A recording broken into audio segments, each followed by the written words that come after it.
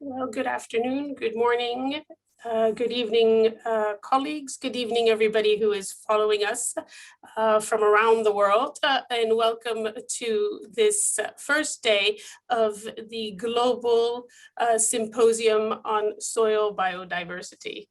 My name is Yasmina Bouzian, and I will be your moderator for today. As we were speaking earlier on, for those of you who might have just been tuning in now, throughout these days, we have had approximately 7,300, I'm looking at the numbers, people who have registered for this three-day symposium.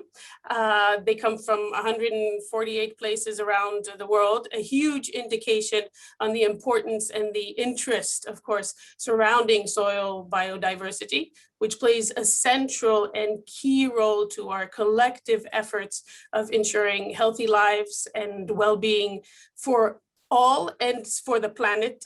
And today here with us following, we have over 1.4K, looking down at the number there. So, and things are still climbing. So there are many objectives to this symposium this week, and a few of them lie between sort of sharing critical knowledge and promoting discussions amongst participants and solutions, finding solutions in harmony with nature, and ultimately with the big ultimate goal of achieving the SDGs and everybody working together for conservation, sustainability, all in how it relates to the use of soil biodiversity. So with us today, you will see a number of things going down on the chat for those of you who are following on Zoom, where you'll also see in your interactions today on webcast. We have a number of people participating: policymakers, food producers, scientists, practitioners, farmers, all stakeholders, just to name a few. And of course, we have some very important guests with us today who will be giving opening remarks. So I will just start with a little bit of what we call housekeeping, which is that we have interpretation in Arabic, Chinese, English, French, Spanish, and Russian, the official languages. For those of you on Zoom, if you look down to the bottom here of your screen, on the bar where it says interpretation, you can click on the one that you would like. And for those of you following on webcast, there is a portion that says either sound from the floor or interpretation.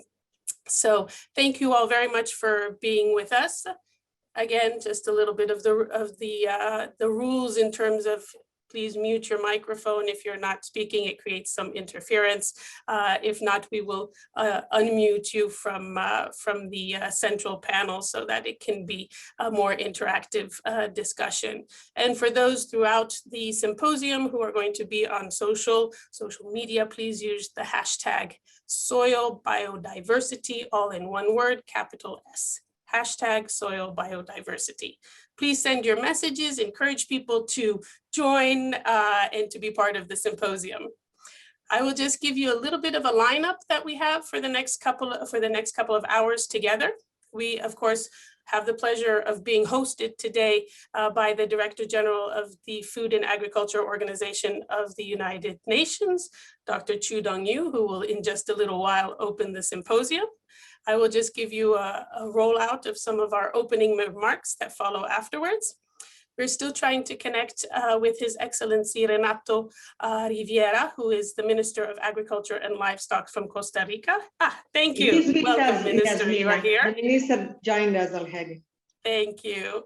We also have His Excellency Commissioner for Environment, Oceans and Fisheries of the European Union, His Excellency Virginius Sinkiavicius. So thank you and good to see you again.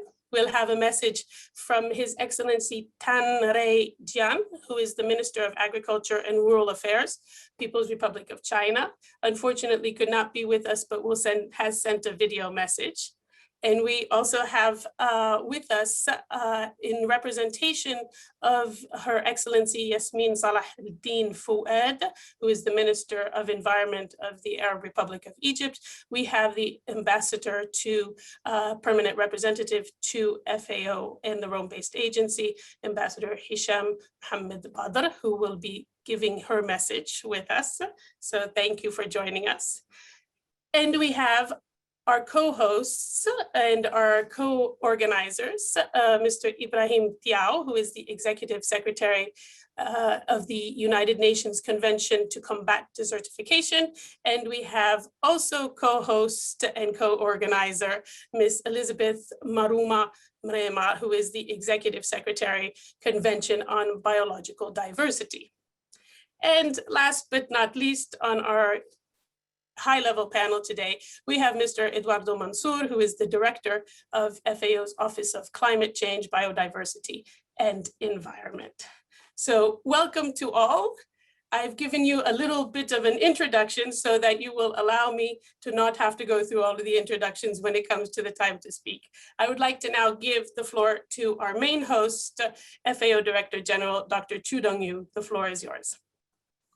Thank you, Yasmina. Dear colleagues and honorable ministers, distinguished guests, ladies and gentlemen, I'm so glad to welcome you all this Global Symposium on Soil Biodiversity, an event that brings science and policy together. I'm pleased to see so many has joined us today from all around the world. I understood that there are more than 7,300 participants registered so far. And I saw on the screen it's almost 1.80K, so more than 1,008 now for this opening session. This is a clear sign how relevant the issue of soil biodiversity is within our efforts to protect the biodiversity as a whole. With the adoption of its strategic on mainstreaming biodiversity across agricultural sectors, FAO has firmly prioritized its ambitions and actions to address the underlying causes of biodiversity loss. We are committed to helping countries to protect and enhance biodiversity as a part of our engagement for the 2030 Agenda on Sustainable Development Goals. Because restoring, conserving, and sustainably using biodiversity is crucial for transforming more productive, inclusive, resilient, and sustainable agri-food systems to underpin long-term food security in the future. Biodiversity provides sustainable solutions for challenges facing agri-food systems and be protected by sustainable systems of agriculture and food. Embracing and building on this positive interaction is of particular importance to prevent future pandemics through the holistic, systematic, and coordinated approach. This is fully reflected in the newly presented FAO strategic framework for the next decade. Human health, environment, and biodiversity are closely linked through our aspiration: better production, better nutrition, a better environment, and a better life. Ladies and gentlemen, while the biodiversity of our ground is increasingly appreciated and protected, the underground biodiversity of our soils remains less known, less protected, and less sustainably used. Indeed, we only know around 1% of this hidden and quiet universe that makes up more than 25% of total biodiversity of our planet. Last time, when I said on the Soil Day, International Soil Day, soil is really motherland of our planet. It is where 95% of foods we eat is produced. All efforts to manage, conserve, and protect the biodiversity must therefore include this invisible area of soil organisms, which is why this symposium is so relevant and timely. Soil organisms provide key ecosystem services, play the crucial role in sustaining lives on Earth. Soil biodiversity is under constant threat. Deforestation, land use change, wildfire, soil erosion, pollution, monocropping, overuse of chemicals, surface sealing, and airborne sprawl.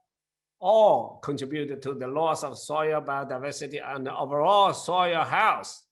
Last year, FAO, through its Global Soil Partnership and in collaboration with other organizations, launched the first ever State of Knowledge on Soil Biodiversity report to provide the status of the world soil biodiversity and highlight related challenges and solutions.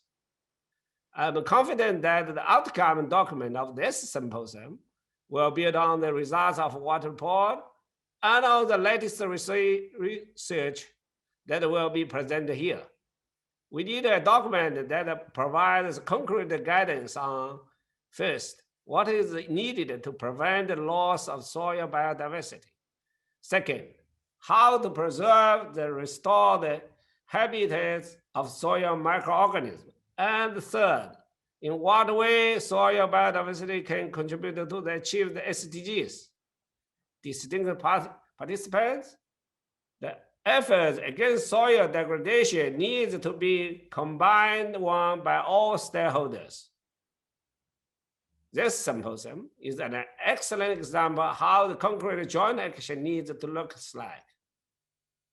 Our meeting today is the result of a solid collaboration between FAO Global Soil Partnership, the Convention on Biological Diversity, the Global Soil Biodiversity Initiative, and the Science Policy Interface of the United Nations Convention to combat desertification. I salute this alliance and express our commitment to pursue it further. Let me also thank to the Netherlands, the Russia Federation, the Switzerland, as well as the European Union Commission for providing financial support on soil biodiversity, including the organization of this symposium. Sustainably managing soil biodiversity and preventing its loss needs to be integrated into global environmental frameworks as a priority for achieving the goals set in the international agendas. This includes the post-2020 Global Biodiversity Framework to be adopted at the 15th meeting of the Conference of the Parties to Conventions on Biological Diversity, COP15, the UN Climate Change Conference, COP26, and the UN Food System Summit in this autumn. Let us show our relevance to nature and keep soil alive, protect soil lives. I wish you a productive symposium, and thank you. Thank you all to contribute to the soil. Only one motherland of our planet. Thank you. Thank you very much, Director General, for those very, very important words and for making sure to highlight the importance and increasing importance of the role of soils and soils management, especially as they relate to what you have highlighted, which is FAO's way forward in the 4 betters: better production, better nutrition, better environment, and better life. So thank you very much for that, Director General. I would like now, without further ado, to hand the floor over to the Minister of Costa Rica, but would like to highlight that in view of its leadership and the strong commitment of Costa Rica to promote sustainable agriculture and policies around sustainable agriculture and the conservation of biodiversity through its National Decarbonization Plan and the National Composting Plan, we have today the pleasure to have His Excellency Mr. Luis Renato Alvarado Riviera, who is the Minister of Agriculture and Livestock for the Republic of Costa Rica. Señor, the floor is yours. Muy buenos días a todos y todas.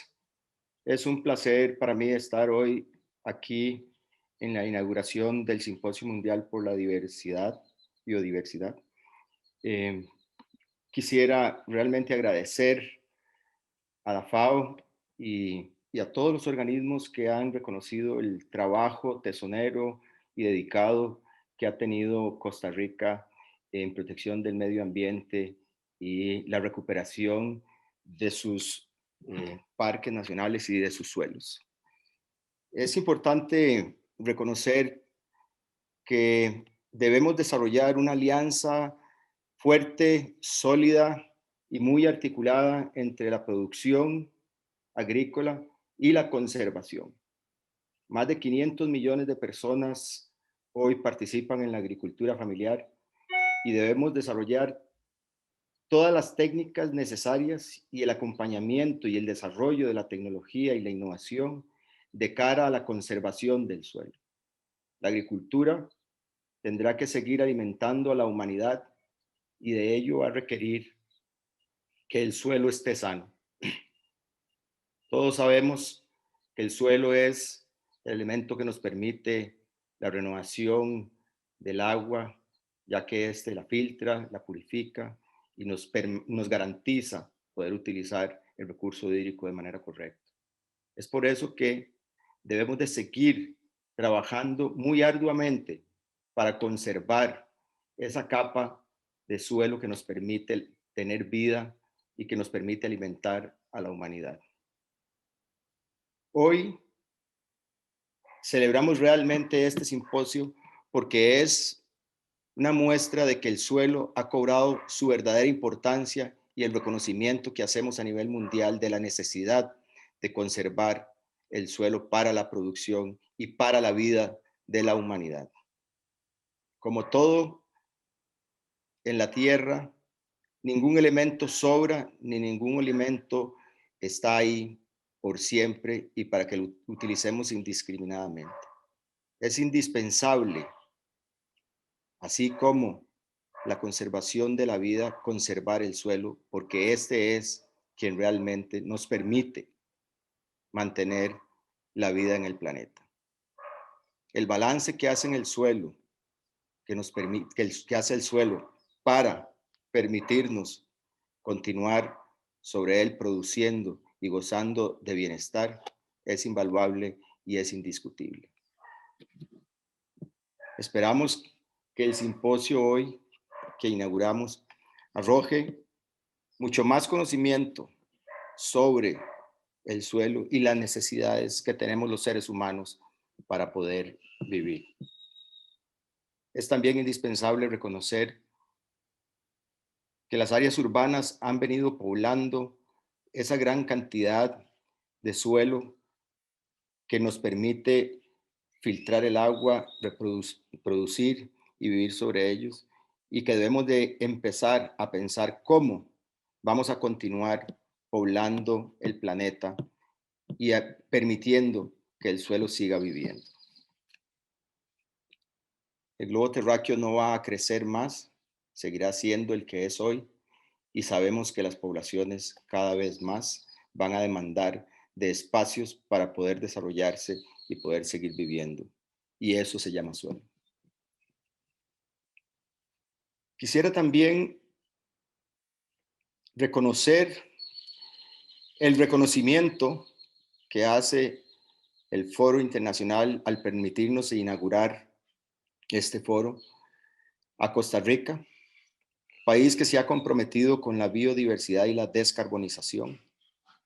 Hemos hecho un esfuerzo histórico para trabajar fuertemente en recuperar la biodiversidad y el medio ambiente.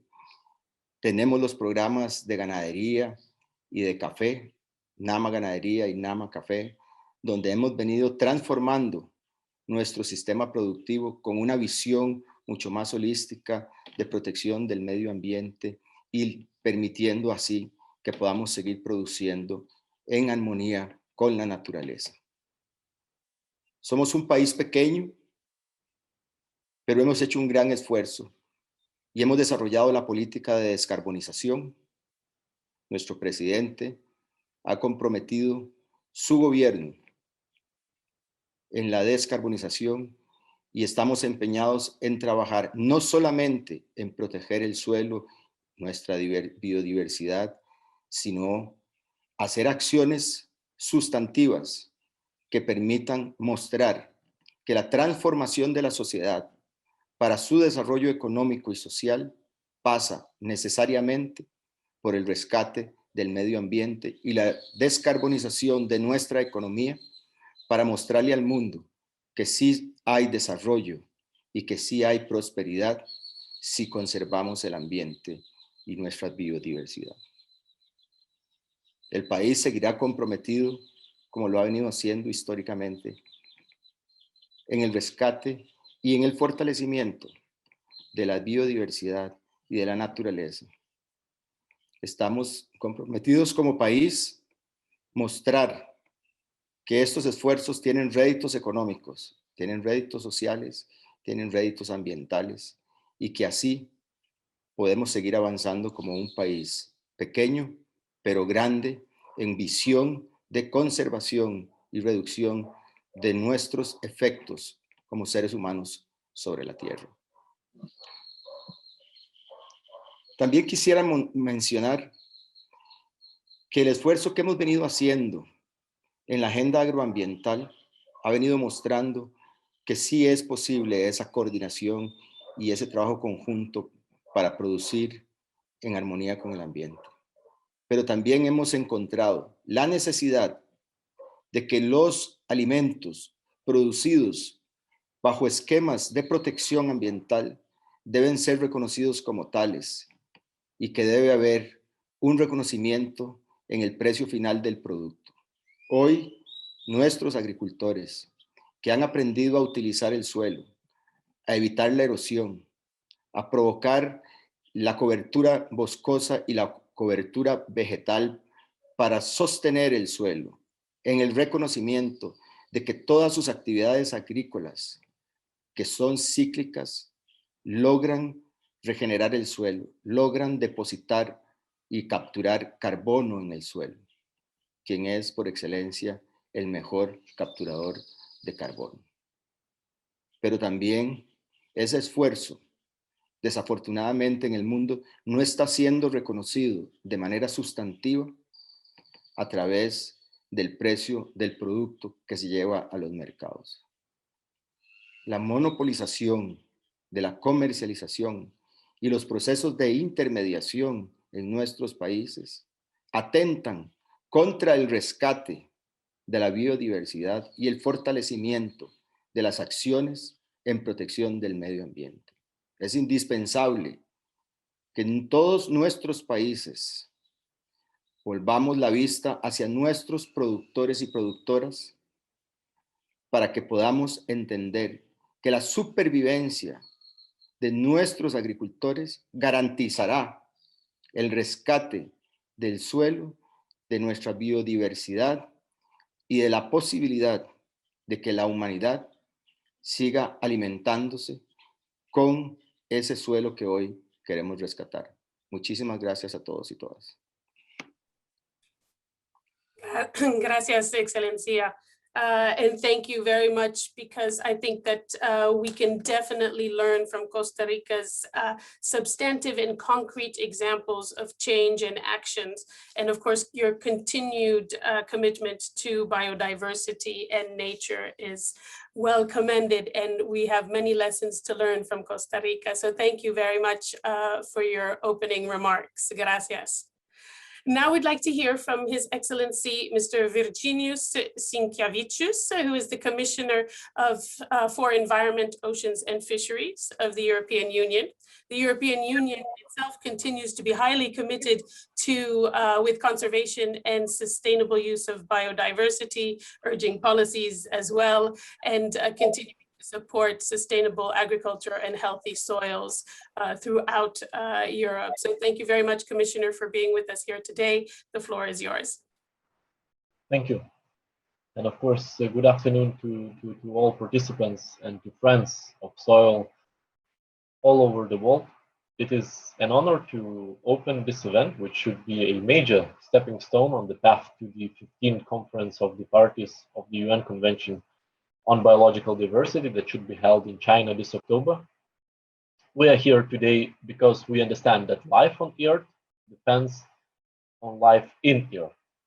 The biodiversity is in our soil is a vast biological engine driving the processes that underpin our survival. That engine needs better recognition. It's home to 1/4 of the planet's biodiversity, and 40% of terrestrial living organisms are associated with soils during their life. This biodiversity is vital for fertile soils and for our food production. Healthy soils also play a fundamental role in carbon sequestration. So when that engine breaks down, we lose much more than green spaces. We lose a key ally in the fight against climate change. We lose the potential for undiscovered medicines from soil bacteria, and we compromise the nutrient content of our food with threats to human health. In Europe, we are very aware of these threats.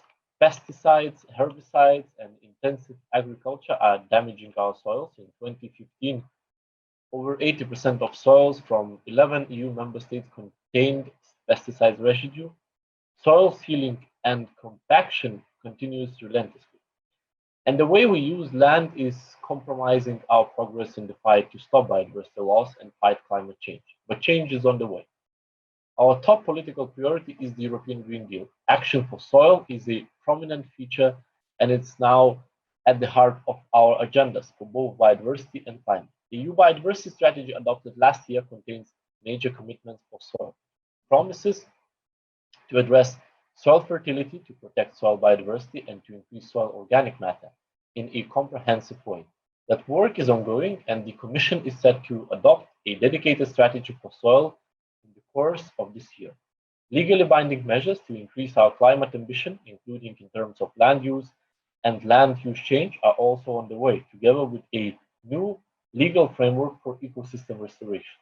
Soil pollution remains a source of concern, but that too will be addressed in the Zero Pollution Action Plan to be adopted by the Commission in the next few weeks. Soil teaches us to be humble. It shows us the limits of our knowledge and how more research is essential. That's why, through its mission on soil, health, and food, the European Commission is investing significant funding in research and innovation on soil. The Joint Research Center is determined to be at the forefront of collaborative research on soil and soil biodiversity around the world, and it is delivering impressive results. The 2016 Global Soil Biodiversity Atlas was the first of its kind, mapping the soil biodiversity of the entire planet. By the end of this year, we will publish an EU soil biodiversity analysis, the most extensive assessment of soil biodiversity in Europe. Protecting soils and restoring them to health is a complex one. It requires deep and transformative changes in the economy and in our management practices. It means new approaches to the technology and different structures of governance. It means the involvement of a wide range of economic and societal actors, from farmers to foresters, from land planners to industry CEOs, from mayors to ministers.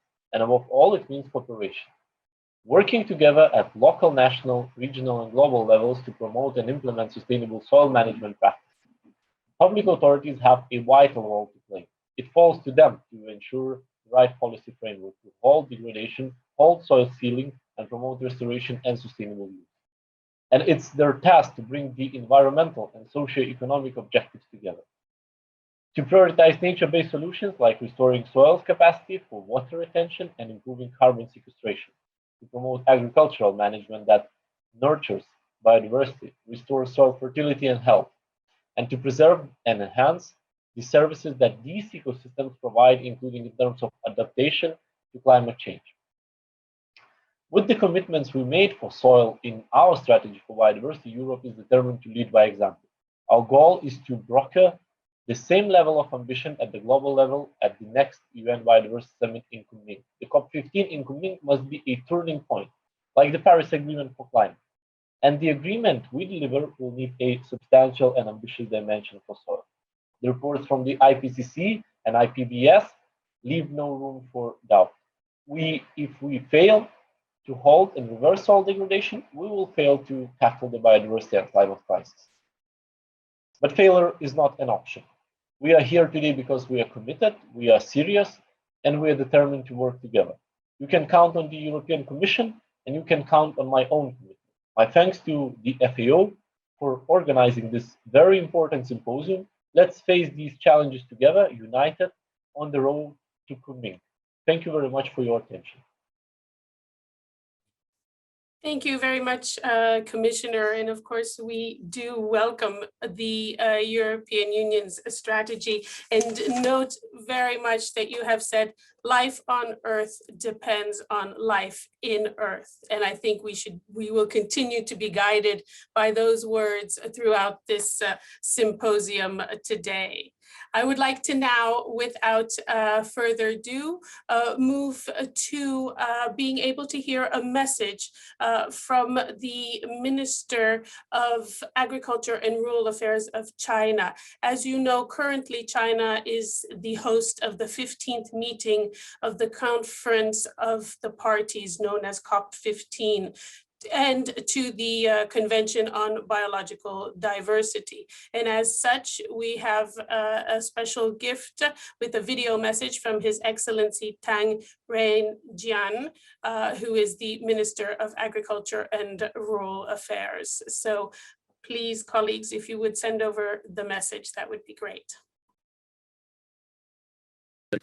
的驱动域总干事、女士们、先生们。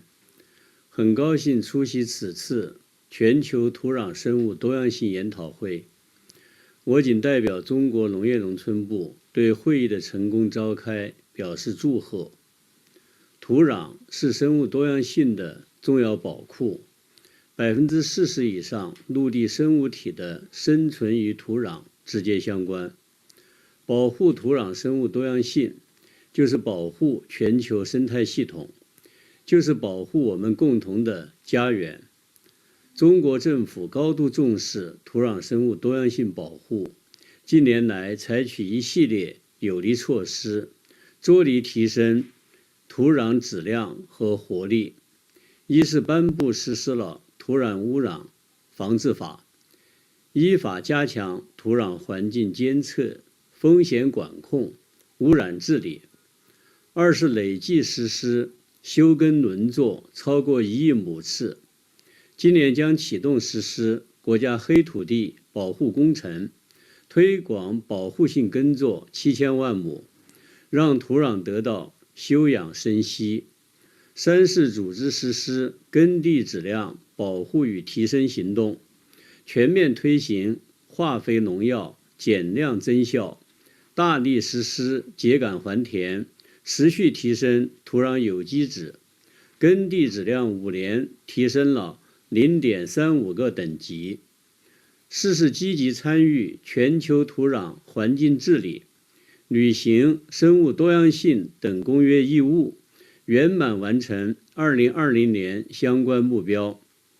下一步，中方将认真贯彻习近平生态文明思想，进一步加强耕地 保护建设，持续保护和改善土壤生物多样性，为实现联合国2030年可持续发展议程作出中国贡献。保护土壤生物多样性是一项全球行动，需要各方的共同参与、共同努力。在此，我愿提3点倡议：第一， 依托粮农平台，深化全球土壤合作。中国愿同各国一道，在联合国粮农组织多边平台上开展务实合作，聚焦生物多样性，密切全球土壤伙伴关系，促进土壤可持续管理。第二，支持南南极3方合作，加强保护 能力建设，中方愿同各方一道，通过农业南南合作信托基金等渠道，优先支持发展中国家提升土壤生物多样性保护能力。第三，推动共商共建，凝聚共识协同行动。今年7月，中国农业农村部 将与联合国粮农组织共同举办黑土地保护利用国际论坛，在此，我诚挚地邀请各国代表出席，共商黑土地保护大计，共促土壤生物多样性保护。谢谢。We would like to in turn say xie to His Excellency for sending his message, and it's very informative to learn from his perspective on what the nation has taken in terms of series of steps and measures to improve soil quality and vitality, something that is also very important, as we heard from the European commissioners, the steps to take for the future, and learning from our actions and from our lessons, as we said, with Costa Rica. China gives us ways to learn from our own lessons in action. So now, without further ado, I'd like to move to the Arab Republic of Egypt for its part. And as we said, it holds the current presidency for the Convention on Biological Diversity Conference of Parties, and is on its own active in conservation and sustainable use of biodiversity. So here to present the statement and the remarks on behalf of Egypt is His Excellency Hisham Mohammed Badr, Ambassador Permanent Representative of the Arab Republic of Egypt to FAO. Said Safir, the floor is yours. أشكرك دكتور ياسمين and مبروك على تقديمك للمؤتمر. Congratulations for the very eloquent and able presentation of this conference and running of the conference. Dr. DG of FAO, Dr. Shu, my good friend, thank you for hosting this event and thank you for your leadership, excellencies, colleagues, ladies and gentlemen. I am very pleased to join this opening session of the Global Symposium on Soil Biodiversity. And Egypt has the honor of being the president of the 14th conference of the parties of the Convention on Biological Biodiversity, which took place in Sharm el-Sheikh in November 2018, with delegations from countries, organizations, and institutions over 17 days under one common slogan: investing in biodiversity for people and planet. Among several important decisions taken at the conference, the parties agreed to a comprehensive and participatory process to develop the post-2020 global biodiversity framework. The 14th conference of the parties also played an important role in inviting FAO, in collaboration with other organizations, to prepare a report on the state of knowledge on soil biodiversity, covering its actual status. As a result, diversity was published by FAO and partners last December. Egypt, it's very important to promote a coordinated approach to address biodiversity loss, climate change, and land and ecosystems degradation. In that regard, Egypt launched an initiative entitled Promoting Coherent Implementation of the 3 Rio Conventions, addressing the interrelated challenges.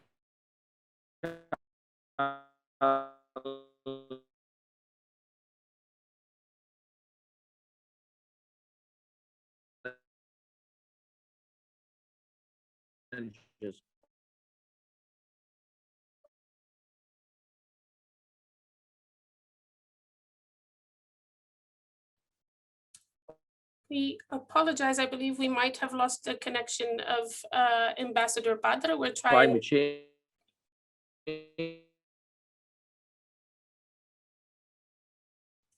Ambassador, please go ahead. I'm sorry, we had a little connection problem. Over to you again. My apologies for that.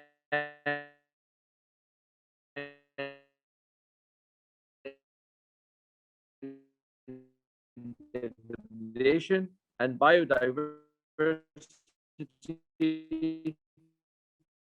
loss using ecosystem-based approaches at CBD COP14 in Sharm el-Sheikh in 2018. The initiative aims to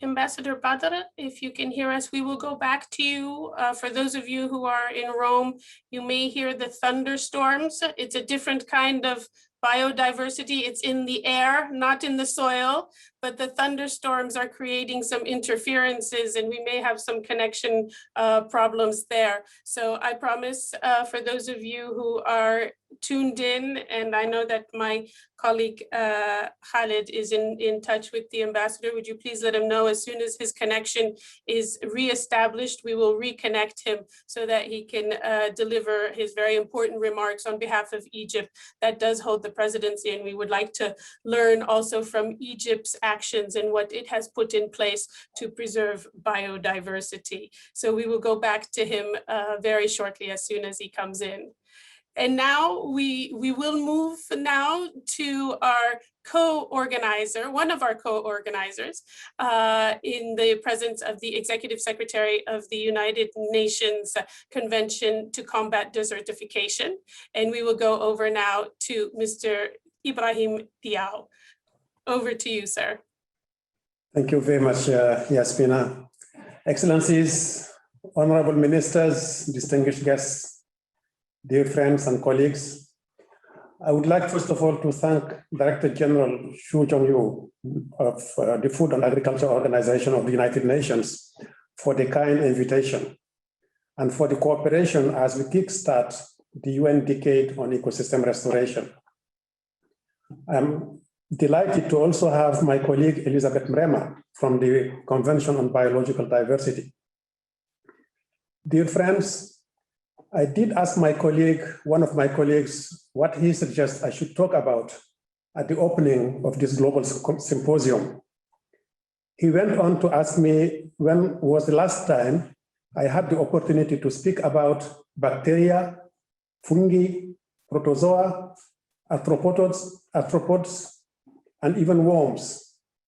Not to mention, he said, the other soil invertebrates and vertebrates, and of course, the plants that provide them all the food in the form of organic matter. It reminded me of late Dr. Charles Kellogg, who once said, there can be no life without soil, and no soil without life. They have evolved together, end of quote. It is no wonder that scientists like Kellogg have always considered soils as the factory of life. These factories represent as much as a quarter of the world's biodiversity. 1/4 of the variation in life on Earth, from genes to organisms to communities. Under our feet is an extraordinary community of organisms working in a remarkable coordinated effort to bring the fertility to our soils that all food, fodder, and fiber depend on. These organisms bring structure to our soils, helping sequester carbon, contributing to climate regulation. They store and purify water, helping mitigate drought. They control pest outbreaks and even provide life-saving medicines. These organisms, in their extraordinary abundance and variety, are at the core of all ecosystem services to all of nature's contribution to people. And yet, over 33% of the Earth's soils are already degraded, and 90% could become degraded by 2050. That is 3 short decades away. 3 short decades when soil formation is in the process of centuries. If you allow me an analogy, this means that the workforce of the factory of life is also down 33% and at risk of layoffs hitting 90%. When we consider what the COVID-19 pandemic has done and is continuing to do to the global workforce and the global economy, you can understand why this issue is crucial. Dear friends, though not easy, this problem can and must be solved. And the parties to the United Nations Convention to Combat Desertification are adamant about the fact that land is part of the solution. First, land has the power to accelerate all the sustainable development goals. If we can keep land in balance, we can keep food, water, energy, carbon, and nature in balance as well. Ensuring soil biodiversity means carbon in the soil rather than the atmosphere. And where there is an organic carbon, there is life. Second, prevention is better than the cure, which is why soil conservation and sustainable land management are equally very important. All of our efforts at prevention are still not enough. This is why we join FAO and UNEP and all other partners in scaling up the impact of individual and collective action through the United Nations Decade on Ecosystem Restoration. The decade is also a call of action at scale to steer the recovery towards a safer, more sustainable, and inclusive path to build back better from COVID-19 pandemic. It is because restoring land is a fast action solution. Restoring land can close up to 90% of the agricultural yield gap, leading to an extra $1.4 trillion in agricultural production. The decade aims to prevent, halt, and reverse the degradation of ecosystems. This is the response hierarchy of land degradation neutrality, which is an integral part to SDG, especially target 15.3. Addressing all levels of response is also the basis of the new G20 initiative on land degradation. It is fully compatible with the climate change and biodiversity plans. Dear friends, protecting the biodiversity of soils means ensuring the factory of life is running at full capacity, creating new jobs.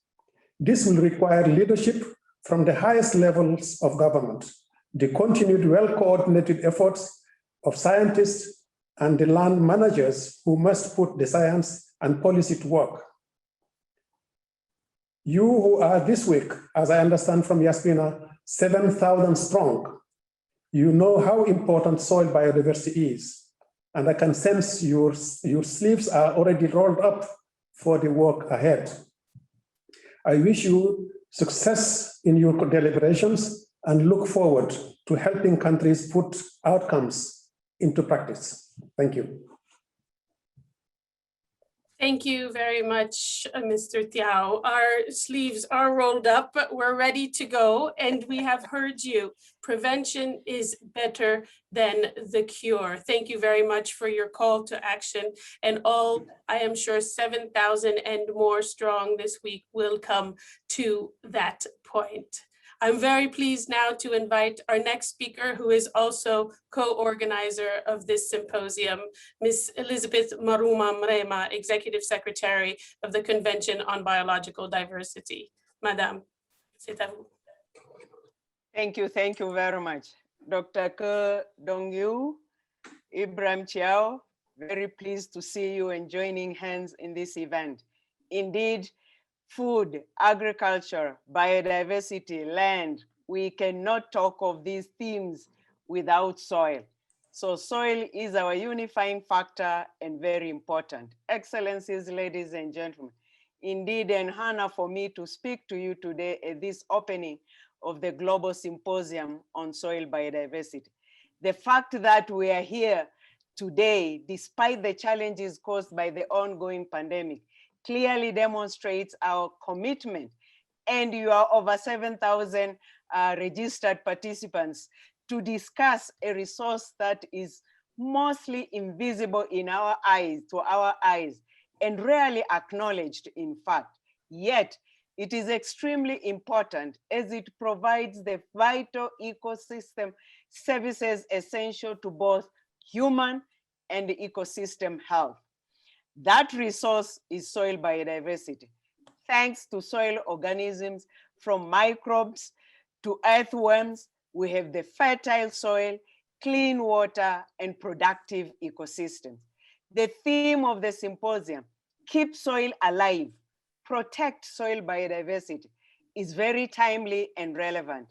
In just the next coming few weeks or few months, our parties to the Convention on Biological Diversity, actually from next month, will begin discussing the Plan of Action 2020-2030 for the International Initiative for the Conservation and Sustainable Use of Soil Biodiversity, Plan of Action on Soil Biodiversity, which will be part of the preparatory work in the lead up to our next conference of the parties to be held in October in Kunming, China.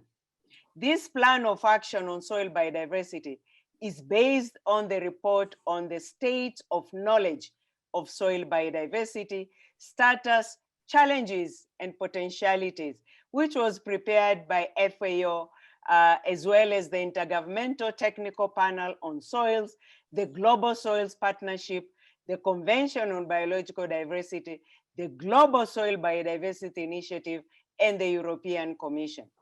The plan is not only an example of the strong collaboration between FAO and the Convention on Biological Diversity and others, but it also serves as an example of how science can inform policymaking to ensure that conservation and sustainable use of soil biodiversity.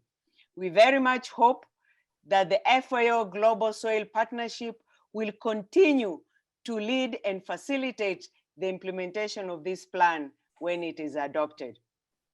As the parties to our convention continue to negotiate the post-2020 Global Biodiversity Framework, we have an important opportunity before us to highlight the role of soil biodiversity in supporting ecosystems that are resilient and sustainable. Equally, it is important to recognize the indispensable role of food production, human health, and for sustaining above the ground diversity. And therefore, protecting and promoting soil biodiversity will help us maintain our goal of living in harmony with nature. Nonetheless, gaps in knowledge still remain. Soils and their organisms are under threat. For example, we know that 90 to 95% of soil biota remain unidentified, and less than 1% of some groups have yet to be described. Furthermore, deforestation, agricultural intensification, soil compaction, pollution, desertification, wildfires and erosion, among others, all pose very real threats to soil organisms and ecosystems function. This brings me back to the importance and timelines of this symposium. It will actually fill the critical knowledge gaps and promote the discussion among policymakers, food producers, scientists, practitioners, and other stakeholders to help us better understand the potentialities and solutions to the threats to soil biodiversity. All will be critical as we move forward to the next decade. That clearly underlines the big number of registered participants for this symposium. The sustainable use and conservation of soil biodiversity has immense potential as an alternative solution to the global challenges we face. Some countries are starting to use soil biodiversity in different areas, such as agriculture, food safety, bioremediation, climate change, pest and disease control, and human health. In the context of increasing illnesses due to the spread of antibiotic resistance and increased risks of future pandemics, soil biodiversity has a huge potential to provide new drugs to combat them. Participants, soil biodiversity, an unsung hero, if there ever was one, can unlock multiple benefits to ensure that the post-2020 Global Biodiversity Framework, the UN Decade on Ecosystem Restoration, and the UN Decade of Action deliver prosperity to both people and the planet. Let me close by recognizing all those who are participating in the various sessions throughout the week. We have speakers, we have scientists, we have students.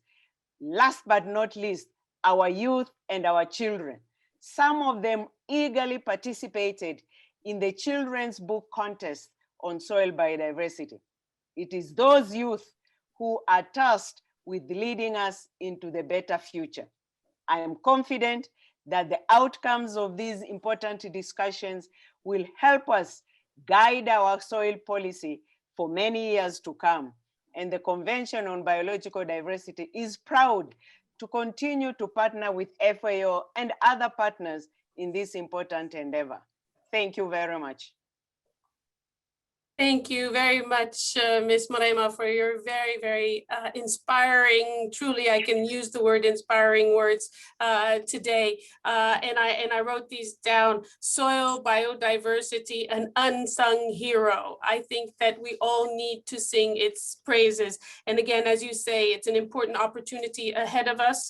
We need to unlock all of the solutions for living in harmony with nature and being able to unlock what soil biodiversity brings to us. So we very much look forward to being able to do this in this symposium and in the way ahead. You've charted out that we have an action plan on a way forward, and we must all come together to do that.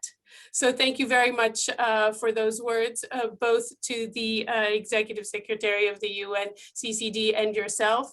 And I'm told that we've been able to reconnect with Ambassador Badr. Said Safir, are you with us? Yes, you are. We know that it's raining. There's a massive storm. What you hear behind you is a storm, not my grumbling stomach. So I need to hand over to you, Ambassador, so we can definitely get to hear your message, the message from Egypt, which has been sent to us through you. So thank you very much. Over to you, sir. Thank you, Ashkurek, Dr. Yasmin, for this clarification. Because of Ramadan, we are not eating much, so the grumbling is from the storm, as you said. I will not begin the statement from the beginning. I'll start where I left off, where it says, for Egypt, it is very important to promote a coordinated approach to address biodiversity loss, climate change, and land and ecosystems degradation.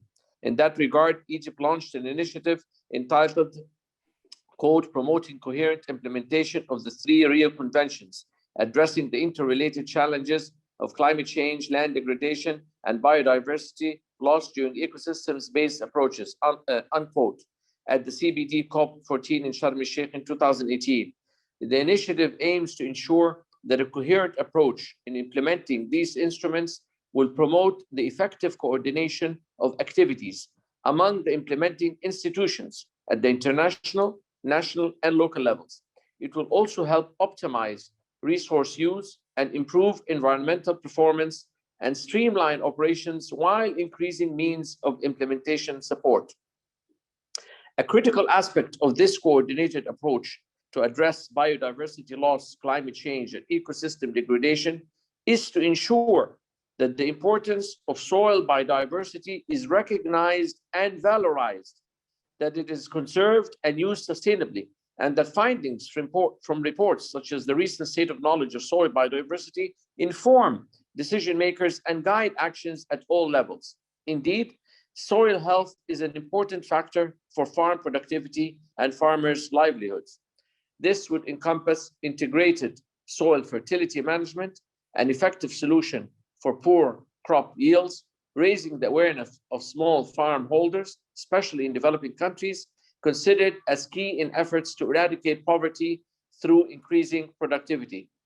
Soil health can also play an important role in climate change through the provision of means of implementation, including finance and technology transfer, and providing for the implementation of adaptation projects that can result in adaptation co-benefits in the medium and long terms.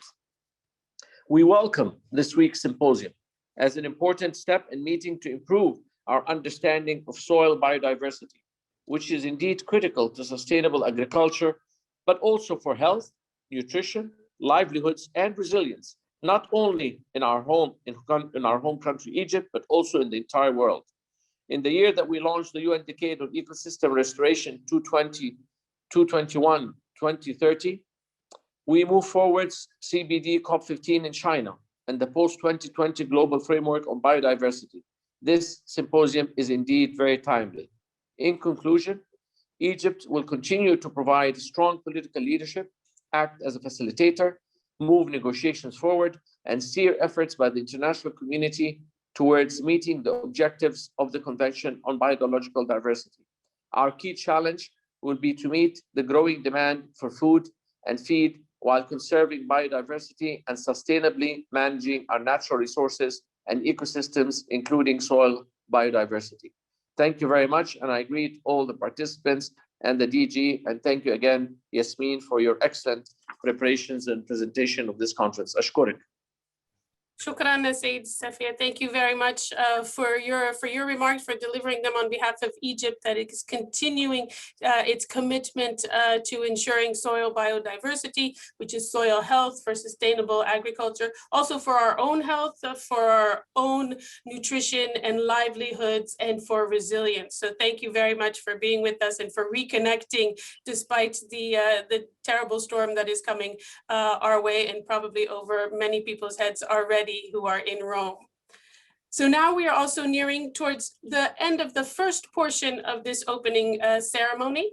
And with that, I would like to hand over to Mr. Eduardo Mansour, who is the Director of the Office of Climate Change, Biodiversity and Environment, to set the scene a little bit, reconnecting above and below, as we've been talking about, above and below the ground on biodiversity. So Mr. Mansour, for me, Eduardo, the floor is yours.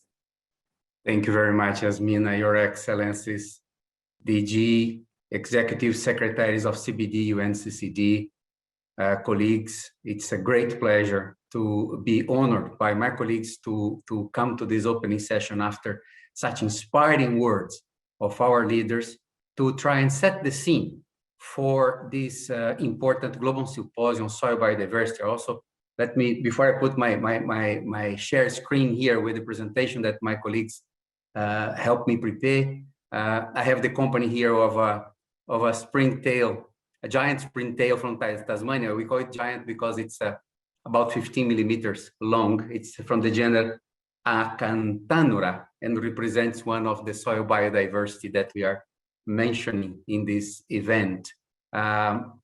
Let me just quickly share the screen here with you to make this presentation that the colleagues prepared, trying to set the scene for our symposium.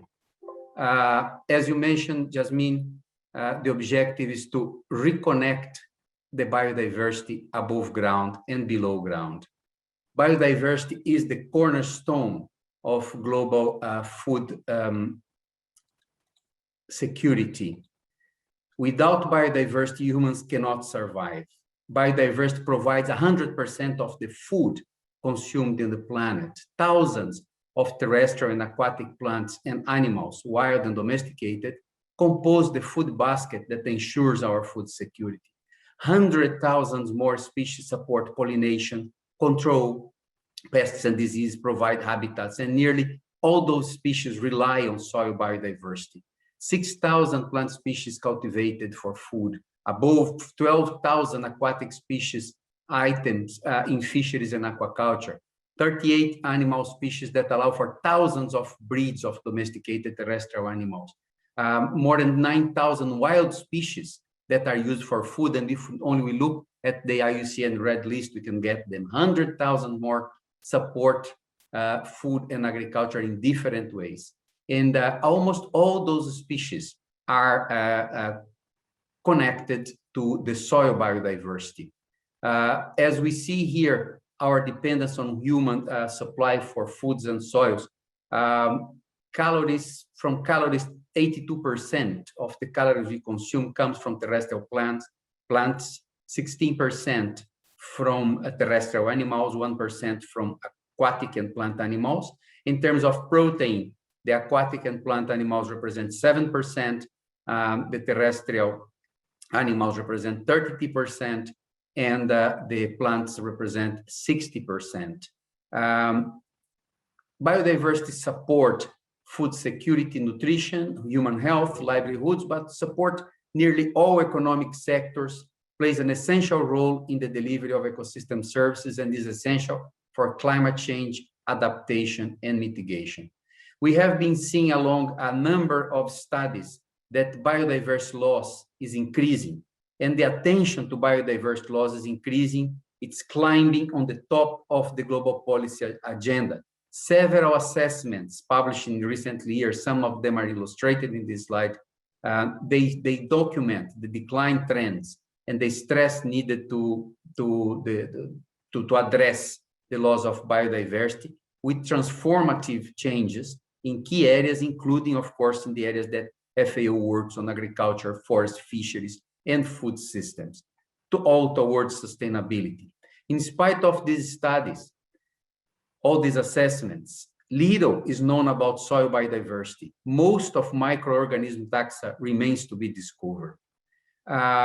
Ecosystems are declining, as we can see here in the illustration about the declining forest expansion and deforestation. In terms of species, this graphic shows the time frame from 1980 to 2030. In this 40-year gap, you see that all trends for these groups, being it corals, very dramatic decline here, or birds or mammals, the blue represents all groups. There is a trend of declining that is well documented. This is from the IUCN Red List again. So we have seen also in the genetic diversity at risk, at genetic level, we really need to know more the states of varieties, breeds, strains, of wild population and subspecies in general. We know that out of the 7,100 local breeds of domesticated animal, at least 2,000, or about 27% are at risk of extinction. But then, more than ever, when we have this global concern about biodiversity loss and the impact in the agri-food systems, we still look at biodiversity as what people can see. And in this symposium, we have the chance to look at the life beneath our feet, where there is a wonderful world full of life. And it's the basis for a healthy soil. And we know that healthy soil produces healthy food, and healthy food produces healthy lives. Soils are alive, and we are here to understand this universe that is so little known that we estimate, and you see it on the document that has been published last December on the state of the world soil biodiversity, that only about 1% of this universe is studied so far. What is the universe? How they look like? From unicellular microscopic forms to invertebrates, such as nematodes, insects, larvae, earthworms, and arthropods, to mammals, reptiles, and amphibians that spend considerable parts of their lives below ground, without leaving aside the great diversity of algae, fungi, as well as the great variety of symbiotic associations between soil microorganisms with algae, fungi, mosses, lichens, and plant roots. They have forms, functions, beauty that we are still discovering and learning. And events like this symposium with such a wide participation allow us to leverage this knowledge, to share what's known, and to move ahead to learn more of these species, their relationship with our lives and the life on Earth. Why connecting the above ground and below ground biodiversity? Living communities above and below ground, above ground, are intrinsically related to communities below ground. This is illustrated in some of the examples here. And we know that the impact of the healthy soil that living biodiversity in the soil can benefit links to many activities in the human development for sustainable development, for sustainable lives. You can see here the illustrations from flood regulation to climate regulation, for infrastructures, for provision of materials, renewable materials of our bioeconomy, for provision of habitat, carbon sequestration, nutrient cycling, water purification, source of pharmaceuticals and genetic resources, and cultural heritage. You notice that purposely we illustrated with the symbols of the Sustainable Development Goals, as we can help countries reach them by sustainably using and managing biodiversity. We are here discussing three main themes this week: the state of knowledge on soil biodiversity, the soil biodiversity in action, and soil biodiversity shaping the future of food systems. The symposium gives then a voice for these invisible, silent organisms that make life on Earth possible. And action can be taken at various levels. We can do it at our own level if we avoid discharging garbage in the soil, if we clean up our neighborhood, if we reduce food waste, and we increase composting, if we support the agro-related tourism, if we minimize the use or optimize using of fertilizers and inputs for gardens, for farmers. There are a number of ways that we can act that are described also in the state of knowledge of soil biodiversity, a link that has been shared on the chat. I will share again. The document is available online. So the call, dear authorities, ladies and gentlemen, all participants, is to work together this week to share the knowledge we have, to keep soils alive, to protect soil biodiversity. We are ready to work from the FAO side to continue on this pathway of learning and sharing. Thank you very much, Yasmin. Thank you very much, Eduardo, Mr. Mansour, reminding us that really the crucial role that biodiversity plays, and how we highlighting both up and ground and how it all comes to one. I was smiling at every single one of the photos that you put up, and with that, I really am pleased to be able to bring the part of photographic work that allows us to see really what this life is, because we could never be able to see everything with our own eyes. I'd like to introduce a very special photographer, Andy Murray. We're going to be introduced to him through his work, and we see him here. Thank you, Andy, for being with us today. I know you'll be present throughout the symposium to be able to answer any questions that will arise after people have watched this film about you and your work, your photographic work. You can also answer any questions in the chat that come up. I know that I'm going to have a lot, being a former photographer of people. I would love to ask you what brought you into the smallest detail of the soil's organisms. So in the meantime, though, I'd like to share with everybody this video about your work and take the opportunity, of course, to thank you for these photographs that have been part of the State of Knowledge of Soil Biodiversity book and report that was launched in December.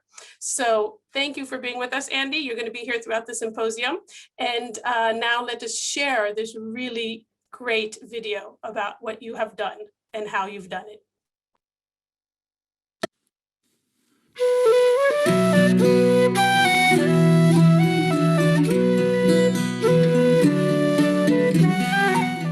My name is Andy Murray.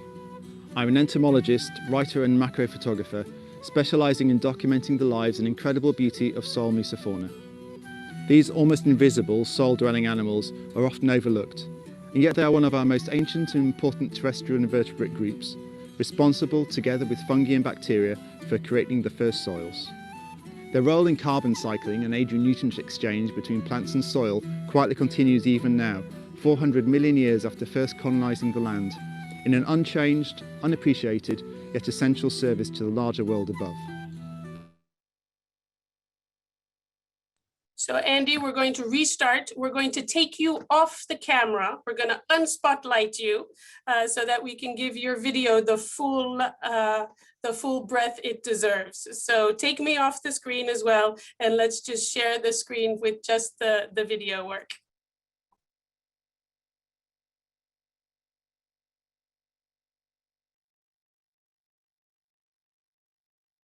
My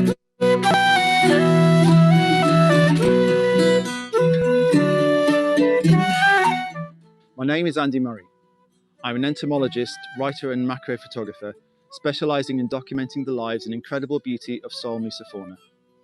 These almost invisible soil-dwelling animals are often overlooked, and yet they are one of our most ancient and important terrestrial invertebrate groups, responsible, together with fungi and bacteria, for creating the first soils. Their role in carbon cycling and aid in nutrient exchange between plants and soil quietly continues even now, 400 million years after first colonising the land, in an unchanged, unappreciated, yet essential service to the larger world above. Getting to know and photograph these amazing and complex animals over so many years has been an utter privilege, one of the most truly humbling, inspiring and profound experiences of my life. Springtails are the most colourful of all soil mesofauna. They are entirely incredible and wonderfully endearing animals. I first fell in love with them 9 years ago. They were the reason why I left my job and life in the UK back in 2014 and travelled for 6 months around the temperate and tropical rainforests of Australia and New Zealand with my camera to photograph them. While there, I became equally obsessed with photographing the other incredible soil animals too. It turns out that mites, pauropods, symphylans and proturans are almost as wonderful as springtails. Eventually, those 6 months became a 3-year journey around the world to document and photograph animals not much larger than a grain of sand. I've loved every moment. Nearly 1 million photos, and 9 years later, I've also had to watch things change for the worse. Soil biodiversity is now decreasing at an alarming rate worldwide, with countless species under threat or already lost due to human activities. But thanks to the efforts of the international community, like the Food and Agriculture Organization of the United Nations, the Global Soil Partnership, and many others, we now have finally a platform to promote the importance of soil fauna and soil health worldwide. We urgently need our government soil conservation policies to include the protection and sustainable management of soil biodiversity. Their importance can't be overstated. This loss of soil biodiversity can still be reversed, and site-specific and sustainable soil management practices can allow these wonderful soil species to live and thrive and sustain us into the future.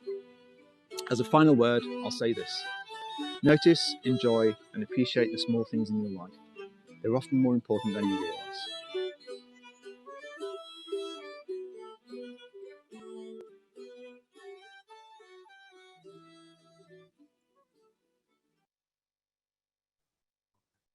Thank you, Andy, for doing that film, for all of the photos, and thank you for giving us the opportunity to see with our eyes what it actually means when we talk about soil biodiversity. So thank you for that. And I'd like to thank all of our special guests, our hosts, Director Chu Dong-yu, Director General Chu Dong-yu. And I'd like to also thank our co-organizers who were with us today and all of the guests that were here with opening remarks. I'll ask our colleagues from the technical side to go to gallery and allow everybody to say hello to one another before we move on to the next part of our session. Director General, I want to thank you for hosting us, for hosting this 3-day, and with the photographs 3D symposium. We look forward to all of the wonderful discussions that will start off in just a little bit with presentations from scientists, more photographers, farmers, and others about the real down to the nitty gritty and deep down in the soil of what it is that we need to be working on together. Remind everybody that we have been 2.4 strong, 2.4 thousand strong in this Zoom session, with many more following on webcast, and the entire symposium. We have over 7,000 people who are registered, and I hope you will keep registering and keep going with us today. Thank you again. Thank you, Director General. Thank you, Executive Secretaries, for being with us, ministers, ambassadors, and we hope that you will stay as much as you can and as long as you can throughout this symposium. Thank you. Thank you, Director General. Over to you if you would like to a few more words.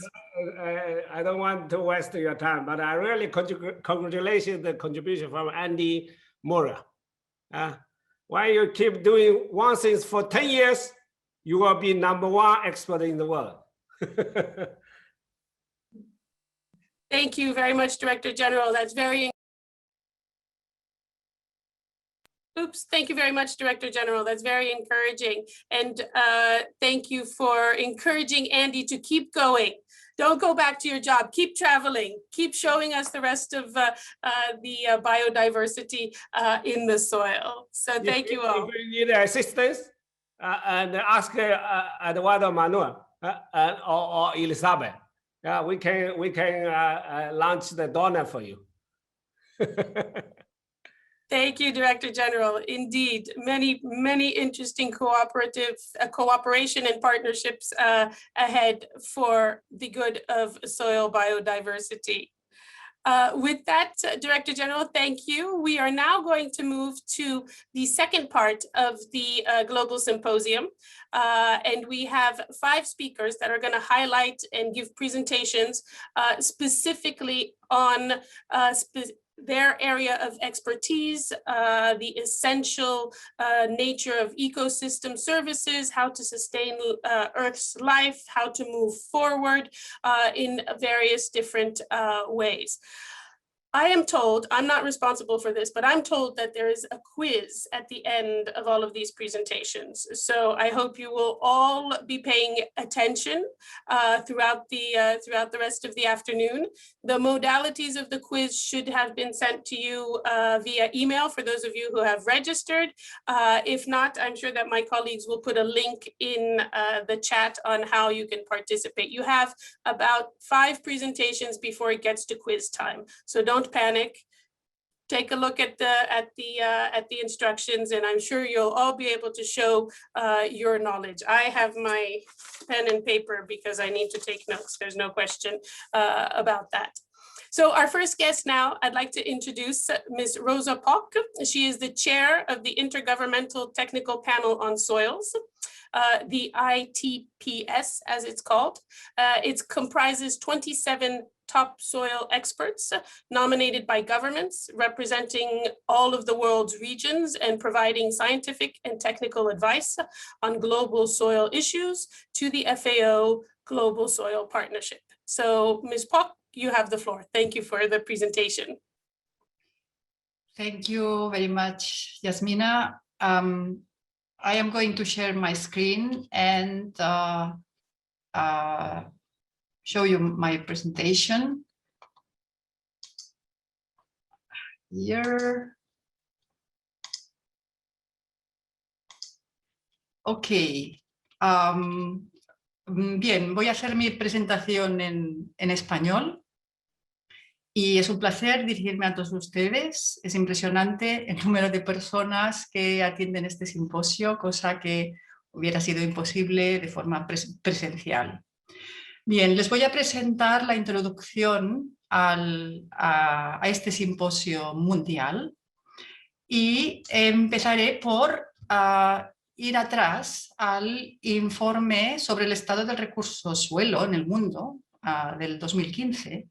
Y en este informe hacía un diagnóstico sobre el estado de suelos del mundo y al final pues abogaba por realizar una evaluación sobre la biodiversidad del suelo, ¿no? Porque sin ella es muy difícil cuantificar los cambios debidos a la influencia antrópica, ¿no? Y también ponía en evidencia la falta de programas sobre el monitoreo de la biodiversidad del suelo y pedía más estudios a todas las escalas sobre el funcionamiento de los ecosistemas edáficos.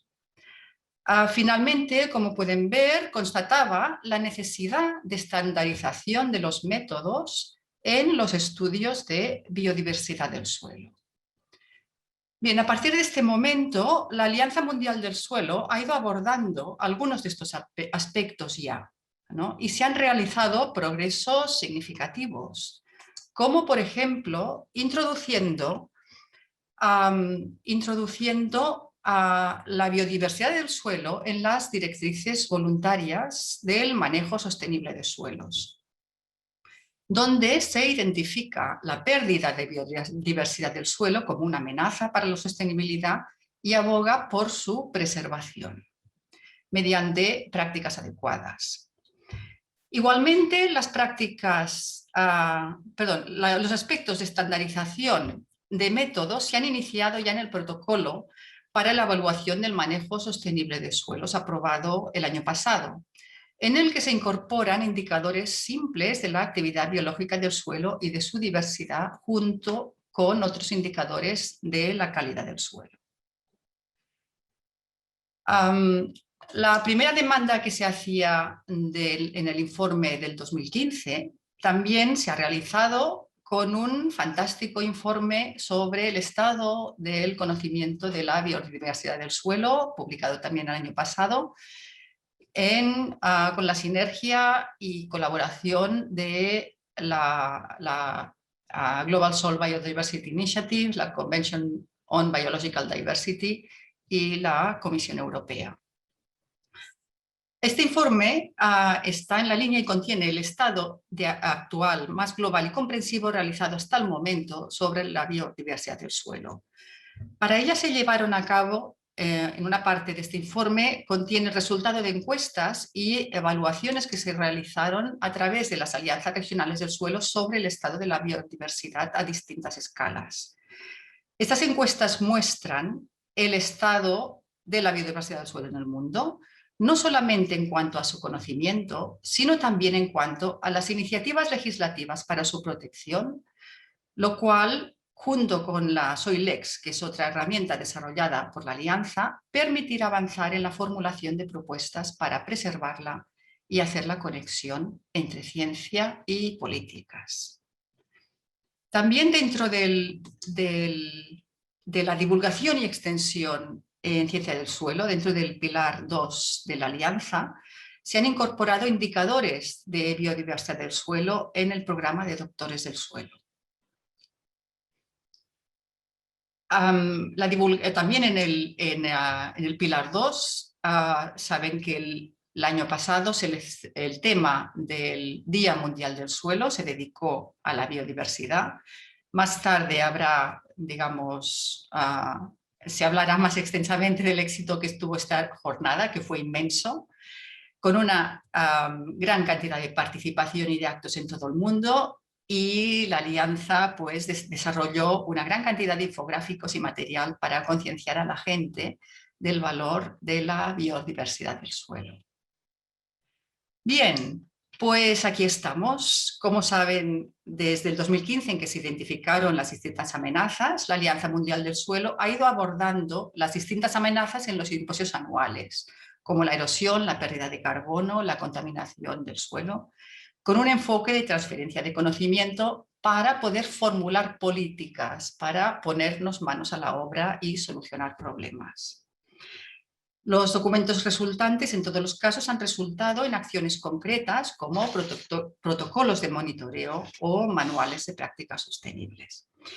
Bien, pues ahora es el turno de la biodiversidad del suelo. Los 3 temas que abordaremos en este simposio son el estado de conocimiento actual, la biodiversidad del suelo en acción y el papel de la biodiversidad del suelo en la producción de alimentos. Este simposio, como he dicho antes, aparte de la participación en cuanto a asistentes, ha recibido 258 resúmenes extensos.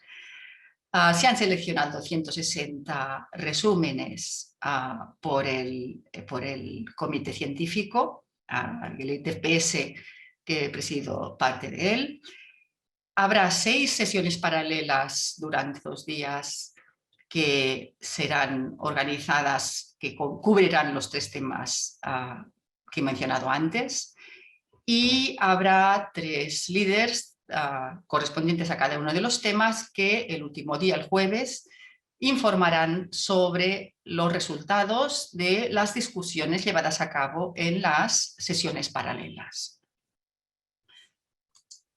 Este simposio pretende los objetivos que están expuestos, que en resumen son examinar los conocimientos actuales sobre el papel de la biodiversidad del suelo en los distintos servicios ecosistémicos, presentar metodologías para promover y fomentar la biodiversidad del suelo, al mismo tiempo identificar limitaciones y oportunidades para promoverla y ver qué opciones de políticas existen a distintas escalas territoriales o bien cómo pueden mejorarse para finalmente proteger lo que nosotros creemos que es la biodiversidad del suelo.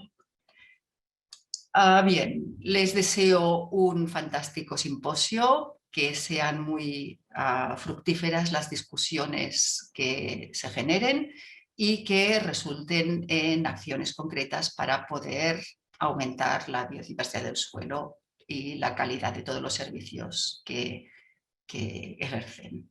Muchas gracias por su atención.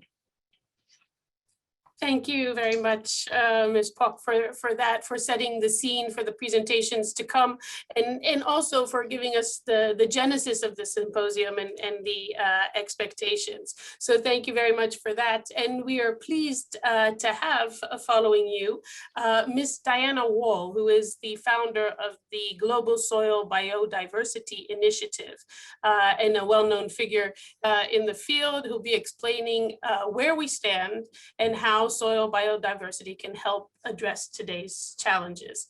At least that's what we're going to be looking for, and we look to you as well for some ways forward and guidance and advice. So over to you. Thank you for being with us.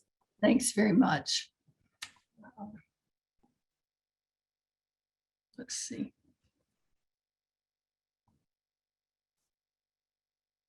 Having a little bit of trouble here. If you would go to the slideshow portion up top, or presentation, to be able to send in presentation, you'll see on your bar, you have next to animation, you have slideshow. Yes, let's Here see. you go. There. Perfect. Oh, great. That's great. Thank you very much. Over to you. Thank you very much. And thank you for inviting me. And I'd like to say first off that I represent a lot of founders, scientists in the Global Soil Biodiversity Initiative who wanted to bring science to policy. So let's get started. We've already seen that soils and soil biodiversity sustain the biodiversity we see, but for many years, soil biodiversity was not considered. It was said that we didn't know enough. Well, I'm here to tell you that the science has accelerated. We know a lot, and I'm going to tell you just a little. We have already heard that 1/4 of living diversity on Earth is below ground. 1/4 of biodiversity, we must consider that. It goes from symbionts, things, fungi that help plants, all the way to centipedes, millipedes, earthworms, and vertebrates. And we also have heard that the larger above ground species, everything above this line, is above ground species, and the green indicates the species we have identified and know. You look below ground, even for earthworms, there's only a tiny part of green described species, or columbella. And for nematodes, they're estimated to have a lot of species, very small. Well, what do these do? What do all these organisms do? They work very specifically to break down organic matter, leaves that fall on the ground. We see leaf litter. It's being transposed by different organisms. Each one of these boxes is part of the food web with lots of species in it, just all parts moving. There are even symbionts that help the plants and the plant roots. And of course, we know about mycorrhizae. Now, much of this is covered, as has been mentioned, in an earlier book for educators and students that is downloadable free. But the one that's the most important, is this State of Knowledge of Soil Biodiversity, an assessment that over 300 scientists contribute to.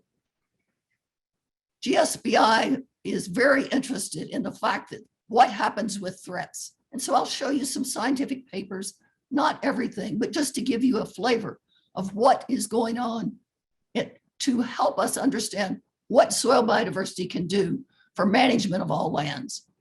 Here's a paper showing that we know, and we've known for years, that agriculture reduces soil biodiversity, about extinction risk. And what we know generally is that soil food webs, with all their many species and their connections and the many boxes of invertebrates and microbes, are reduced with global changes and agricultural intensification, and that affects ecosystem functioning. So what does soil biodiversity do? I think it integrates all these global agendas, global environmental agendas, the challenges we have. For example, if you think of soil biodiversity in puzzle pieces, and then we look at them, here's one that shows that we depend on it. It's already been said, we depend on it for food, for our health, the antibiotics we think of, and for controls on some of the plant pests and parasites. Soil biodiversity also, though, supports more than plants. It supports animals above ground, vertebrates above ground, everything from birds to large mammals eat on the below ground and there have another link below ground, but our management has been based on above ground. It's time now to look at below ground biodiversity because we can see where the yellow spots are. This is where the hot spots of below ground biodiversity are compared to the turquoise, the lighter blue, where we see high above ground biodiversity.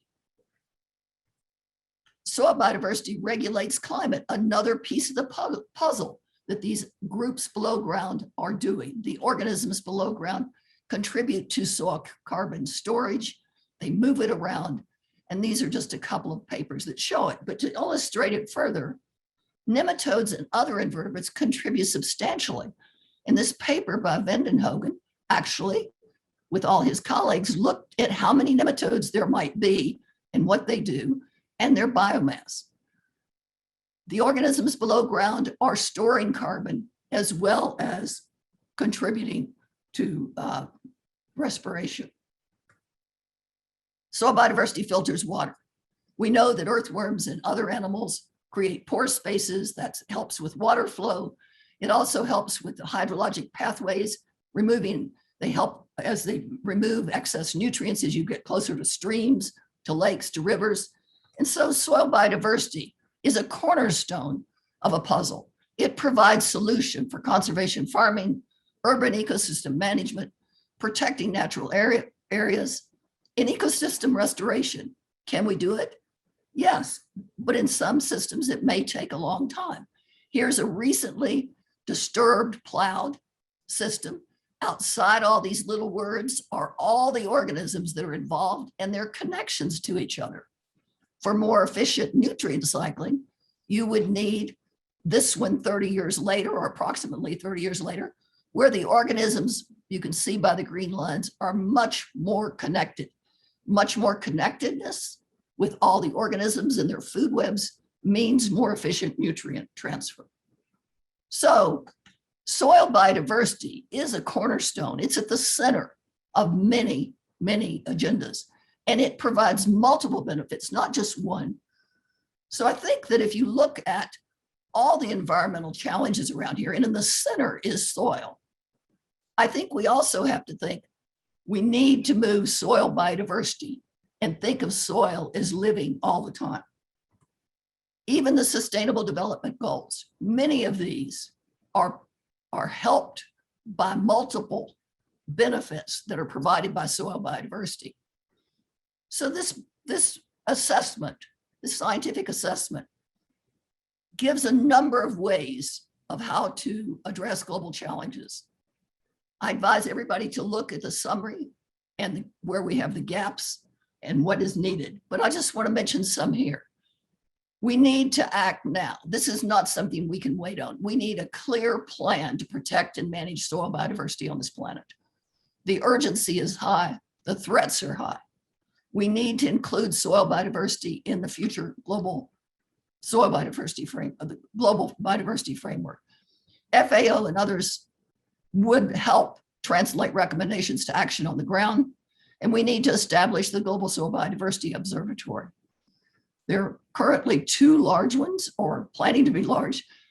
Europe's Lucas, the land use, where they started looking a long time ago at soil microbes. And then one that is a volunteer grassroots initiative. Anybody's welcome. And you can see how you can join there. So a global soil biodiversity observatory is needed to see how they change, the organisms change. So I would say that global soil biodiversity is needed for a sustainable future. Our scientific effort continues, and we welcome anyone to join up and participate. It's free. Thank you very much. Thank you very much, Ms. Wall. Thank you for all of those points. And I know you're going to be with us throughout the symposium. I'm sure that there are going to be other questions on your presentations, and the presentations will all be available on the websites, just for colleagues to know and participants to know. So as we mentioned previously, biodiversity, soil biodiversity plays a central role in maintaining human health and well-being.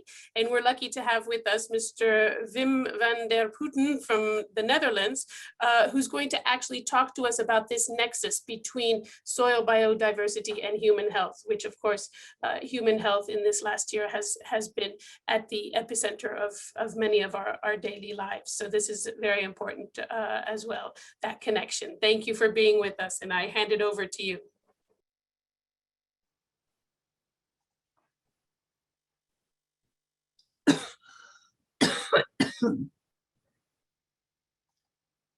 Thank you, Yasmina. Yes, I was especially asked to speak about soil-borne diseases and ecological intensification. So I'm really glad that so many people at such high level are now thinking about soil biodiversity. And I think it's thanks to the many, many colleagues worldwide who have been working hard on these subjects for decades that we now are at this point. So when you would think about soils and soil life some decades ago, people would talk about soil-borne pathogens and how they influence crops. And many of us know the situation if you have, for example, a crop like lettuce or canola or so, or potato. And if the crop is just attacked by soil-borne pathogens, how dreadful this can look like and how much a pity this is that you won't get the food yourself because the food is taken away by the soil-borne pathogens. These soil-borne pathogens or soil-borne diseases are actually plant diseases, and they reduce the quantity and quality of the crop yield and can be caused by viruses and bacteria, fungi, protists, and nematodes. And actually, when I started out not so long ago with my PhD study, agronomists would say, well, soil-borne pathogens is something exclusively for crop systems. But this is not true, actually. Actually, soil-borne pathogens are very natural. They occur in nature and they enhance the biodiversity in your plant communities, and therefore also they influence the biodiversity above ground. So for an example, if you would have a grassland and if you would have soil-borne pathogens, natural soil-borne pathogens that control the forbs, you will have grassland with only grasses.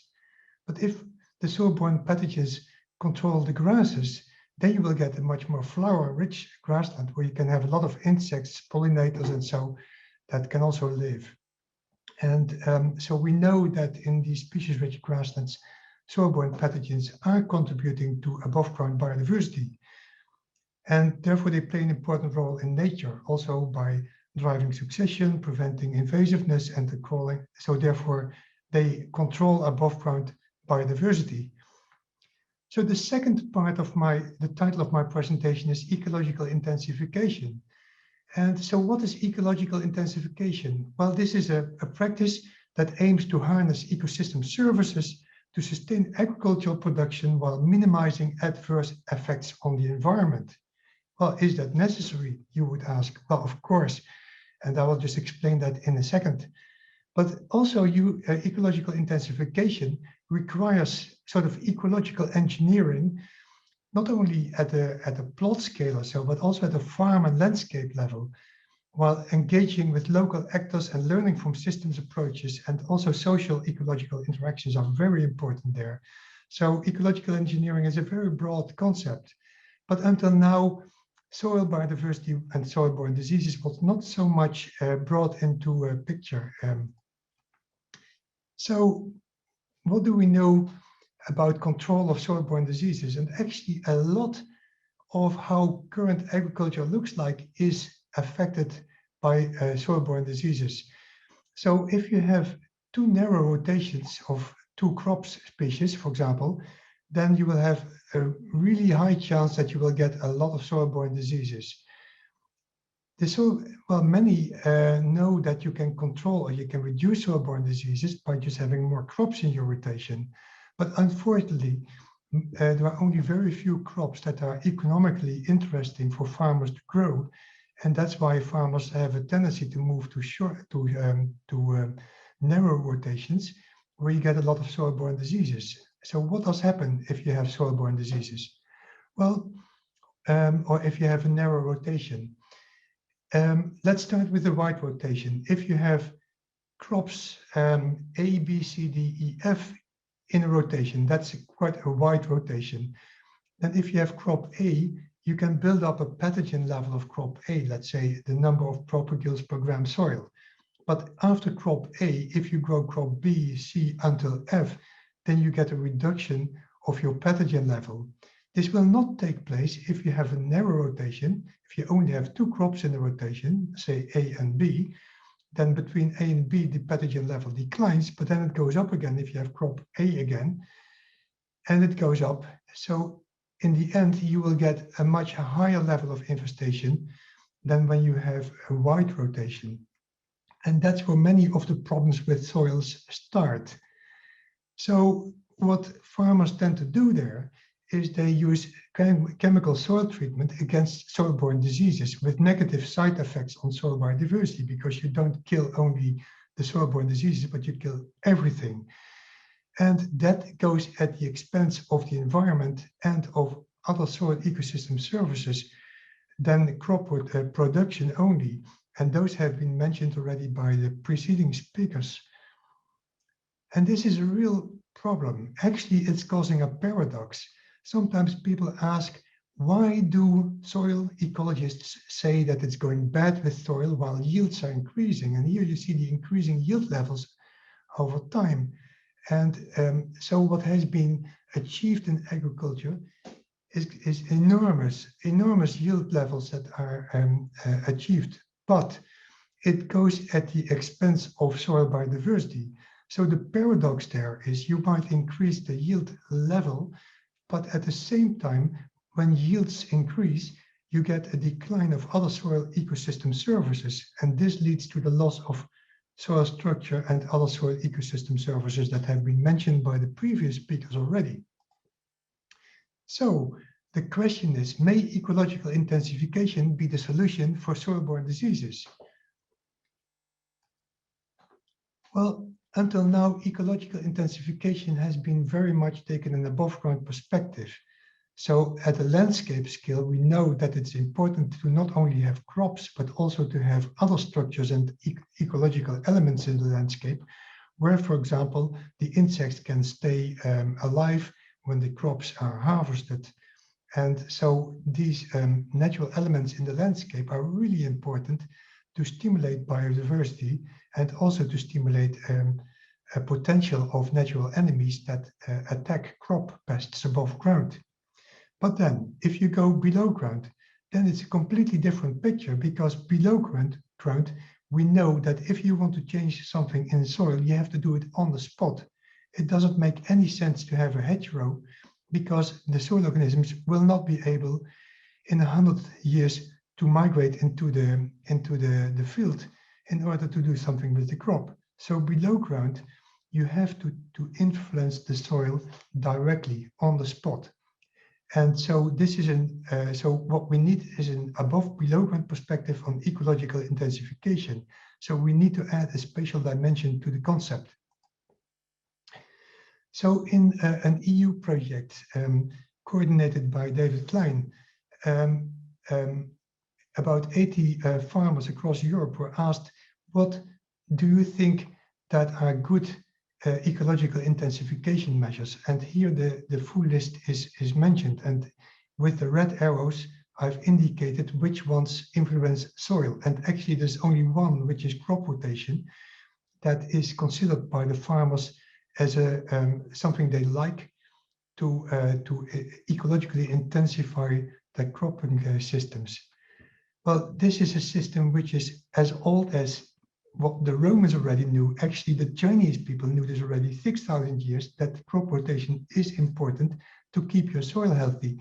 But we also need other things to keep soil healthy. So other things like mixed cropping or intercropping, setting aside cover crops, overwintering stubbles, undersowing spring cereals, all these factors are also important for managing your soil. But it's a bit bizarre that most farmers don't like these practices. They have good reasons for that, but I think we still have a lot of work to do there. So if you want to ecologically intensify your agricultural production system from an above below ground perspective, so it's not only important to consider two crops, in this case crop C and crop D, in relation to their above ground pollinators and pests, but you also have to consider them from the perspective of soil-borne pathogens.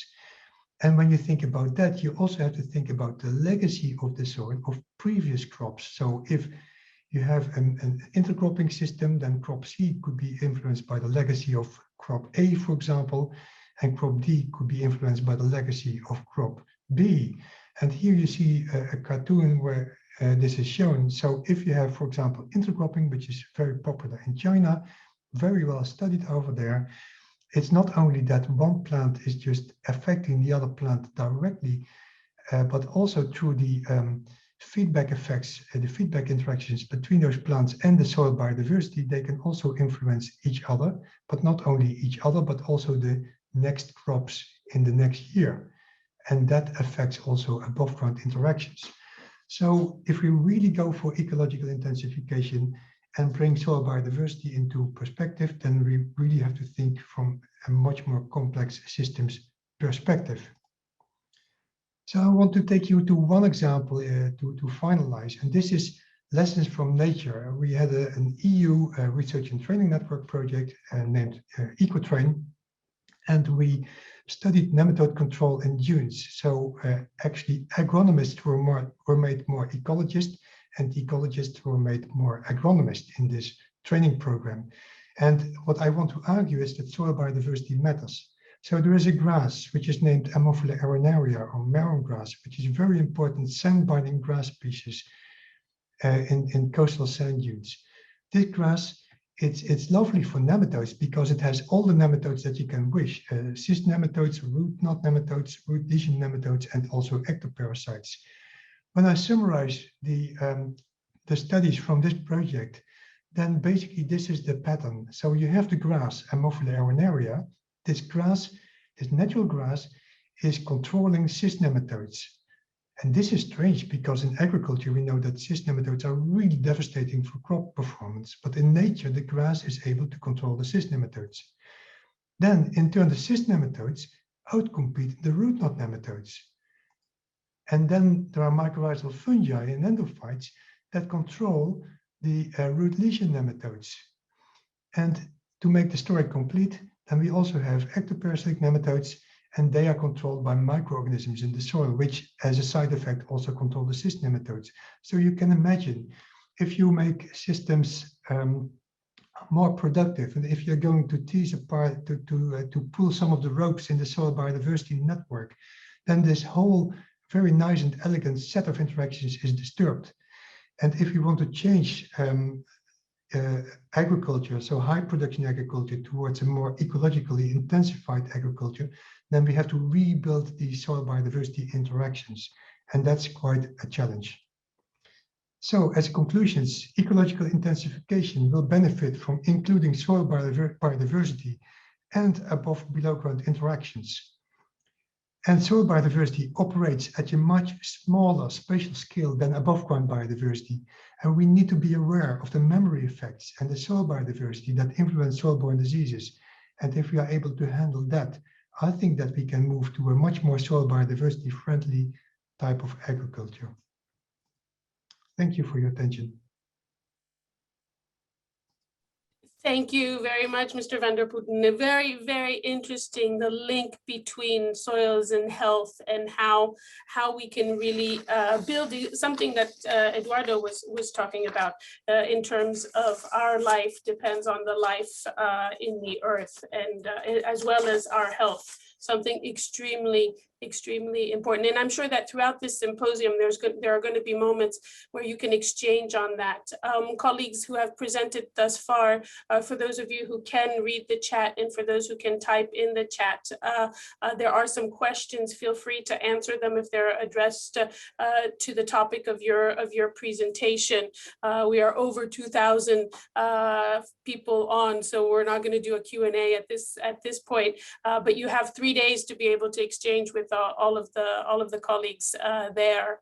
And to complement actually Wim's presentation, we want to introduce a video from Christopher Marley, who's an artist in the United States. Right now it's about 4 in the morning, so I think that he might not be with us right this moment, but will be with us throughout the symposium, and you can ask him questions as well after you've seen how he turns the natural world and the elements of the natural world into an art form. So his video is about what we call the Exquisite Creature exhibit. It's the role of soil animals and insects and how they can play in connecting us with the natural world and our creativity. So my colleagues are going to share this video of Christopher's work, his artwork, and we want to also take the opportunity, like Andy, he contributed to the preparations of the State of Knowledge of Soil Biodiversity that was launched last December. So let's watch this video of Christopher's artwork.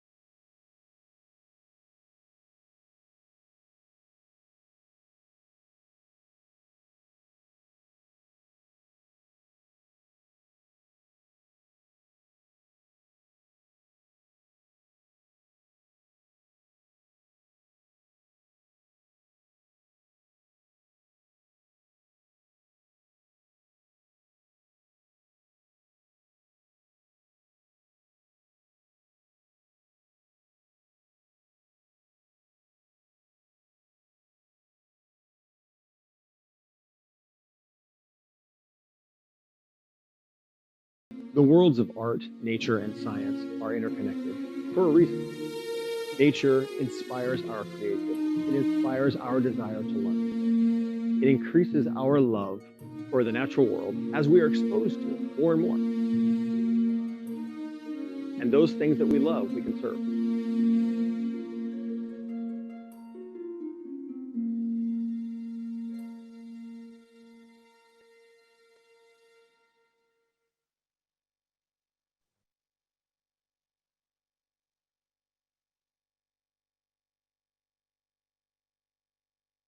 Sorry, I need to unmute myself. So those things that we love, we conserve. And I can see that Andy, who's with us, thinks the same. Again, your questions to both our photographer and artist are very much appreciated. They'll be with us for the symposium. You can exchange with them about how they go about their work, about how they honor and preserve and the nature that they do interact with. And of course, you can see on the symposium's website, you can see the videos again, and you can exchange there. Christopher will be with us during the symposium. Now we're going to go to visit with Mr. Felipe Passini, who is a farmer and a journalist from Brazil. You're actually following us from your farm, if I'm not mistaken. So you have kindly prepared a video for us first, and then we can come back to you after the video, and we will see some of the topics that you talk about, alternative ways of doing agriculture and keeping in mind soil biodiversity. So thank you for being with us, and now we'll go to your video piece.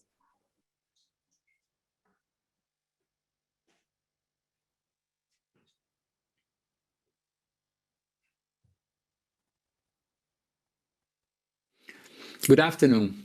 I first want to thank the organizers for the kind invitation and also congratulate them for adapting the symposium to this new format. My name is Felipe. I am from Brazil, and I divide my time between farming, researching, and communicating a very specific kind of agriculture named syntropic farming, previously known as successional agroforestry, which is an approach created by a Swiss farmer and geneticist, Ernest Götsch, who lives in Brazil since the 80s. What I will try to bring here today is actually a complementary idea that dialogues very closely with the theme of this event. We all know that historically, agricultural research devoted far more efforts in overcoming harmful effects of soil organisms rather than trying to understand their beneficial interactions. And thanks to great achievements in soil biology for the past decades, we now know that organisms in the soil are the ones responsible to make nutrients available to plants, for example. We also know they play a crucial role in creating the most stable forms of organic carbon, which results in soil structure and improvement in its capacity to retain water. Thanks to that, we are now very sure that pathogens are the exception and beneficial organisms are actually the rule. What they create is precisely what farmers most wish, which is fertile, soft, spongy soil, and also the healthy foods we need as consumers, and not to mention all the associated environmental benefits, which I'm sure will be addressed by many colleagues during the symposium. By knowing all that, we can't just think agriculture in the same way. That knowledge should make us question our designs and our whole agricultural mentality. It should be enough to convince us that we must base our plantations on feeding and protecting soil organisms, on giving them the best conditions possible to thrive. If we do it right, they build fertility without the need of external inputs, nor organic nor chemical, just like in any natural environment that improves using nothing but its internal dynamics and processes. But the question is, how do we do it? Well, we need to copy what nature does. If we want to give soil organisms a good life, they will need a constant supply of root exudates and biomass production to serve as food and physical protection. In other words, they need a lot of photosynthesis. So it would be a very smart move from a farmer to combine many plants in the same area. After all, plants are extremely diverse. They present a big spectrum of light preferences. Some enjoy full sunlight, others prefer more shade and filtered light, and they also have different heights. So by combining plants with different characteristics together, we amplify the overall photosynthesis in the area, and therefore we have more biomass and more root exudates, which makes life better for soil organisms. And this is not something new. American peoples before the European invasion used to promote small disturbances in the forest to grow at the same time pumpkin in the ground layer, beans in an intermediate layer, and corn in the emergent layer. They used to call it the Three Sisters. These plants produce more this way than if they are grown individually. They definitely don't compete with each other, quite the opposite. They seem to enjoy each other's company. Now, another example, at the very beginning of the Roman Empire, there was the cultura promiscua, which was a combination of layers of vegetation growing on top of each other and using the dynamics of the Mediterranean semi-deciduous forest in their favor, as described here by Pliny the Elder 2,000 years ago. Unfortunately, nowadays we consider these kinds of arrangements obsolete. Today, we believe plants shouldn't grow together, otherwise they will compete for water, they will compete for nutrients, and this is nothing but a dogmatic, simplified interpretation that fortunately is being dethroned little by little. After all, more photosynthesis means more energy converted into organic molecules, and that's what feeds soil organisms and most of life processes. For that reason, Ernest Gage proposes we organize our crops in layers, aiming to constantly increase biomass production and root exudates. If we understand that each leaf works as a mini solar panel, the distribution we see here increases the overall photosynthesis in the system rather than just having one layer. Here we have at least 5. And the occupation is denser in the lower layers and is sparser as we move upwards, allowing some filtered light to reach the ground. Besides that, photosynthesis is an endothermal reaction. So this distribution also creates a positive temperature gradient in the system as we move from upper layers to lower ones. It means that the temperature drops as we move downwards. Each layer is slightly cooler than its neighbor above. This thermodynamic effect helps to trap moisture inside the system and also keeps the soil cooler than rainfall. We take this for granted, but it brings a very serious consequence when we start discussing water waste and irrigation in agriculture. A soil that is covered, protected, and cooler than rainfall not only favors organisms, but also makes water penetrate by differences in temperature, not only gravity. It means that the soil sucks water as well. In monocultures, this dynamic is inverted. Without the physical protection and the positive gradient created by layering photosynthesis, dry winds take moisture away, causing runoff and compaction. And of course, this kind of situation doesn't make a comforting home for soil organisms. And here comes another unfair accusation as a result of our monocultural mind. We end up blaming the plants for drying out soils. And this is not true. What dries out soils are the designs we subject them to, because collectively the plants do absolutely the opposite. The whole system drinks water from the atmosphere because of this thermodynamic effect. Again, a consequence of distributing photosynthesis in layers. And this is so evident in natural environments. They are always cooler and always more humid than degraded zones or than any monoculture plantation. Okay, here is an example of what I'm talking about. When grown alone, all these crops have a huge list of problems: eucalypt, banana, citrus, grass. 2 of them, banana and eucalypt, famous for transpiring too much and for removing water from the soil. But when combined, the result is completely different.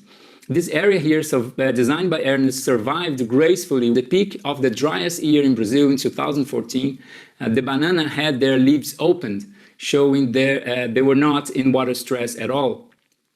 Okay, so stratification is just the beginning. Plants not only have different heights and light demands, but also have different life cycles. There are plants that produce in 30 days, others in a few months, 1 year, 2 years, 4, 5, 15. So what keeps us from designing our systems predicting that a longer living group of plants will succeed a shorter one after its cycle ends? That would prevent any interruption in the photosynthesis biomass exudates pump. There would be always a new consortium of plants ready to take the next shift. Again, that's what nature does. After a forest clearing, a huge variety of plants grow together. Some of them are extremely fast growing and dominate at the very beginning, and not because they are the most competitive ones. There are other interpretations for that. We believe they create the conditions, food and shelter, for slower growing ones to emerge. The whole successional cycle represented here by this scheme that we use in syntropic agriculture is seen as one organism only, with each group dominating in a given space, which is the strata, and in a given time, which is the succession. After the complete successional cycle ends, there is a clearing, and it means that there is a renewal in the information and a new cycle begins. Now with more biomass and complexity, more resources, more fertility, so cycle after cycle, harvest after harvest, the place improves rather than degrades. If we remove our interpretation that plants compete with each other, if we assume it's not a race, it's not a battle for survival, we can see more clearly that they co-evolved in collaboration. Plants with different life cycles and different light demands are synchronized. Each one occupies a just right position in this 4D puzzle where it performs best. But ecological succession is unfortunately neglected by agriculture. We keep interrupting succession to rework the soil and change our crops, and as a result, the place moves backwards, it degrades. How could it be different since we cut photosynthesis supply? On the other hand, as succession evolves, the place builds up fertility. And this is another important aspect. Soil organisms also go through their own succession. Their complexity increases together with the complexity of the system. We all know, for example, that the decomposition of wood by fungi results in top quality soil. So it should be mandatory to have trees growing in almost all our agricultural schemes. We need to let succession happen. It is a very natural technology. We need to embrace it, not to restrain our designs with only one plant or one cycle of plants. There are cultivated commercial plants that fit in each layer and in each successional step. Farming should be focused on finding the best combination possible for each place, from the fastest growing to the long-living climax ones, all of them in the same area at the same time. They like to come one after another. They were designed for that. But unfortunately, our market and our economy do not embrace and support this kind of complex operations. Crop diversity is still a burden and a logistics nightmare rather than an advantage in many contexts. We need technology, we need innovation to solve that. We need to bring down walls of preconceived ideas, and we need to rethink the whole dynamics of our food system. I will use my final minutes to show you some examples. Okay, first, Ernest Goetsch's farm. 40 years ago, it was a degraded pasture land with lots of zones with nothing but bare soil. Today, it looks like a forest, full of native plants and animals, and it is considered to be one of the most fertile and biodiverse spots in the region. But it's more than that. It's also a very productive agricultural field. The more it evolves, the more he harvests and manages the farm, the better the soil gets. And he uses zero inputs, zero fertilizers, zero pest controls, nor organic nor conventional.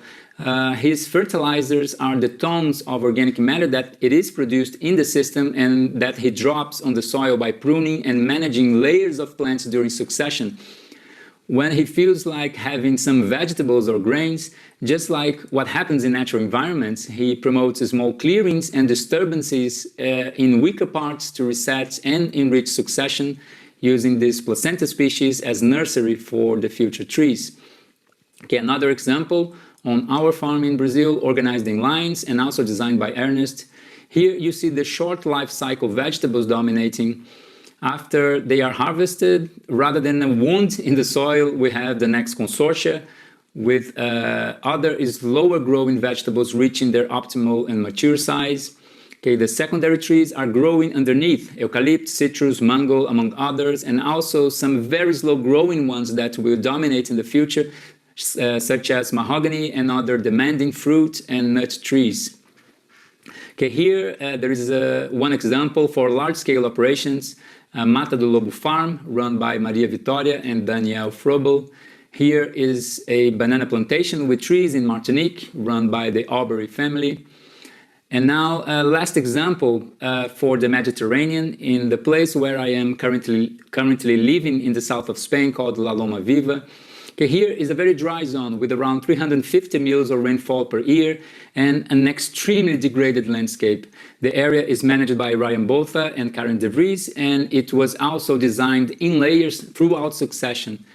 Here, the placenta stage with which is a precondition to establish trees. And here, after a few months, with the trees already established, after 4 years of succession, biomass production, covered, shaded ground, the area keeps increasing its photosynthetic capacity, and it's been able to remain green now during the summer.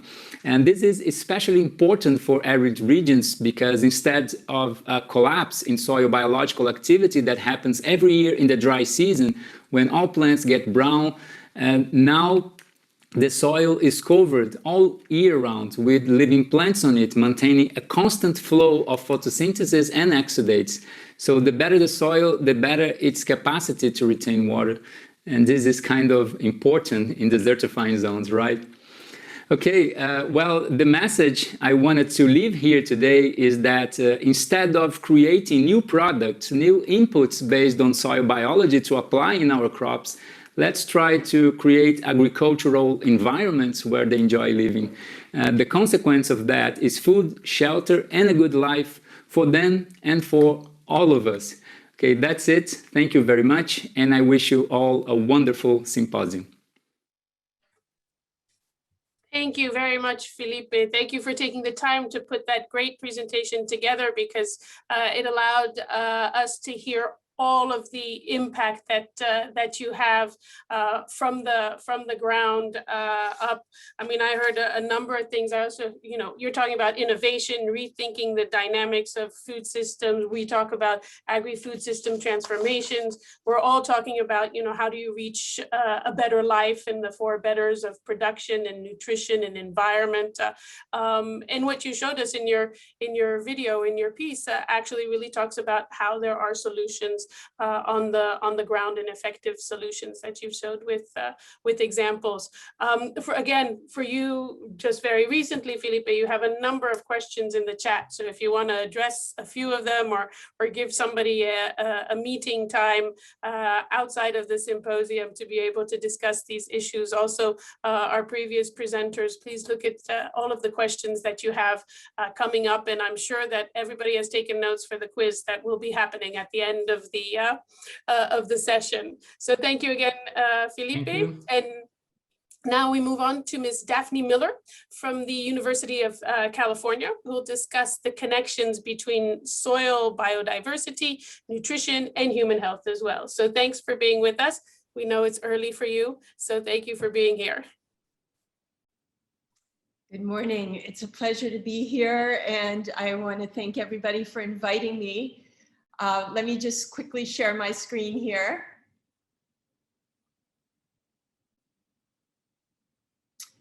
So I am an outsider to this crowd. I am a physician, and while all of you are thinking about great bodies of earth, I am thinking about the human body. But if there is a main point to my talk, it really is that, in fact, it is one and the same, and that we are doing the same work. And that is the message that I want to give you today. The reason I started to think about soil, it was many years ago, almost 30 years ago.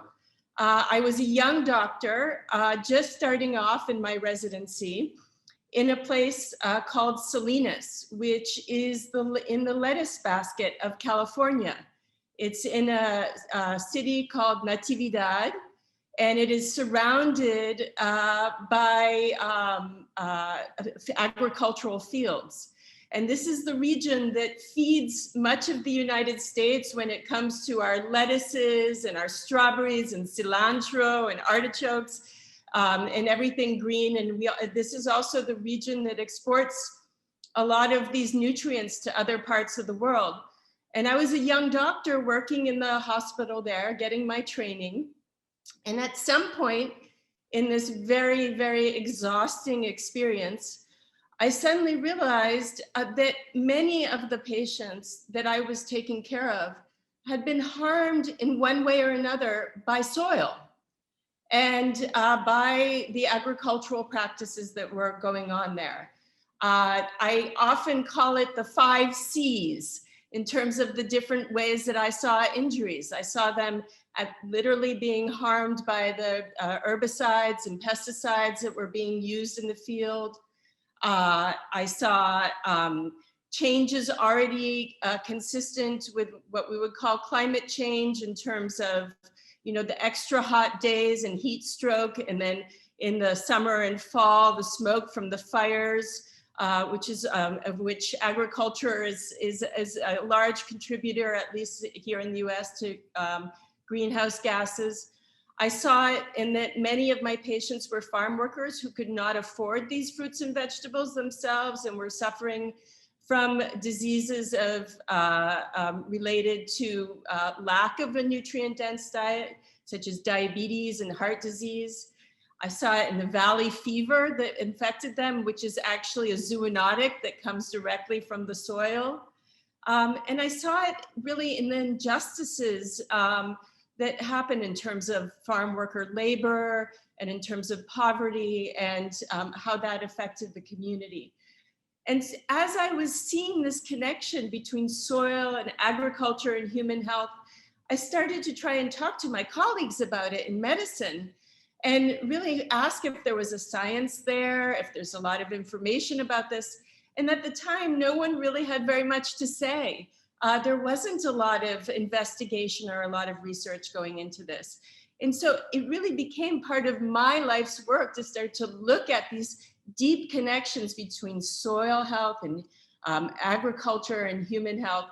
I found, interestingly enough, that some of our earliest documentations of the ill effects of soil or the effects of soil on our health are from 300 BC. This is a image from Kandahar in Pakistan.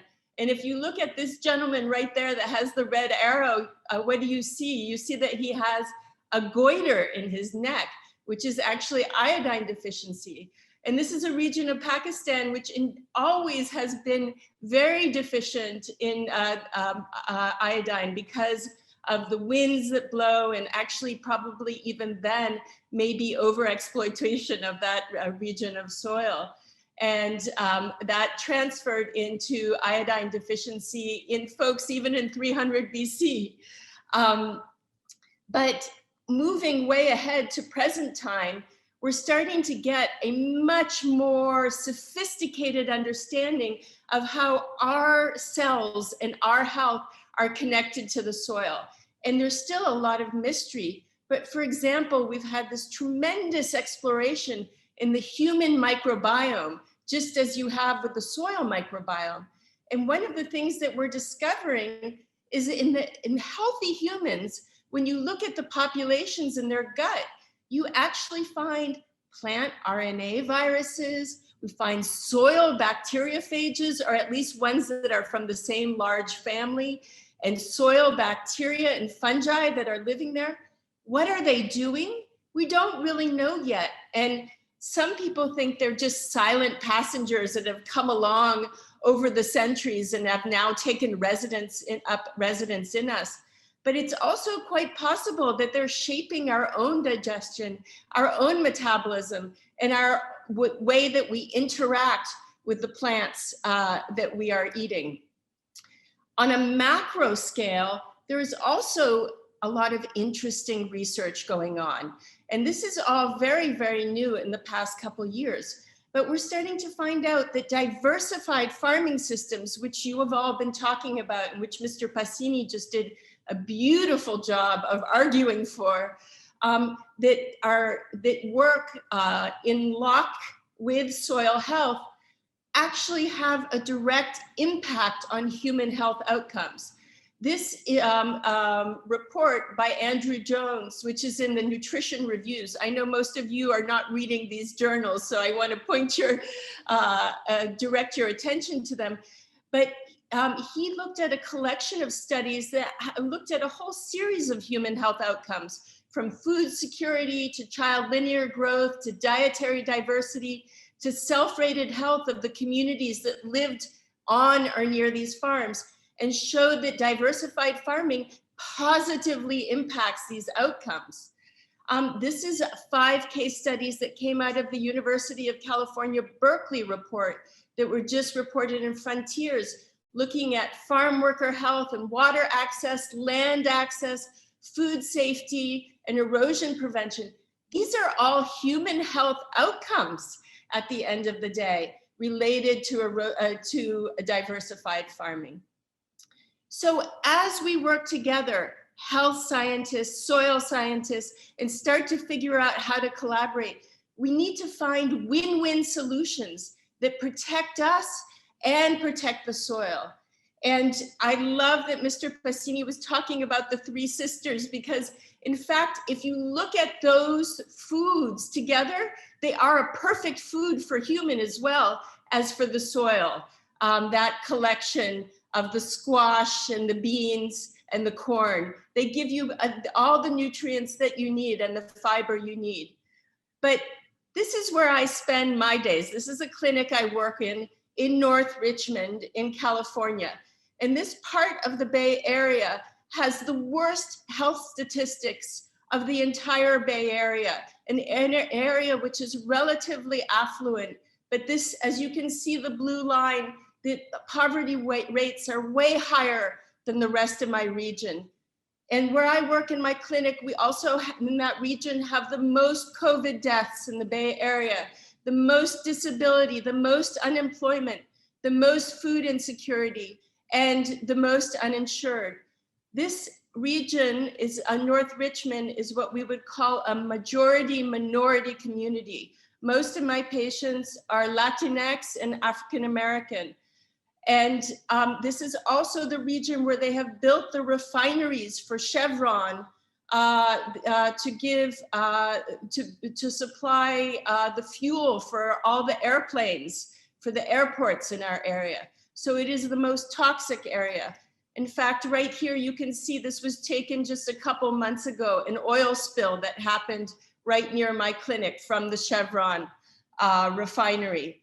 But what is so interesting is that my community there has taken land, and this is a farm called Urban Tilt, and it's owned by the community.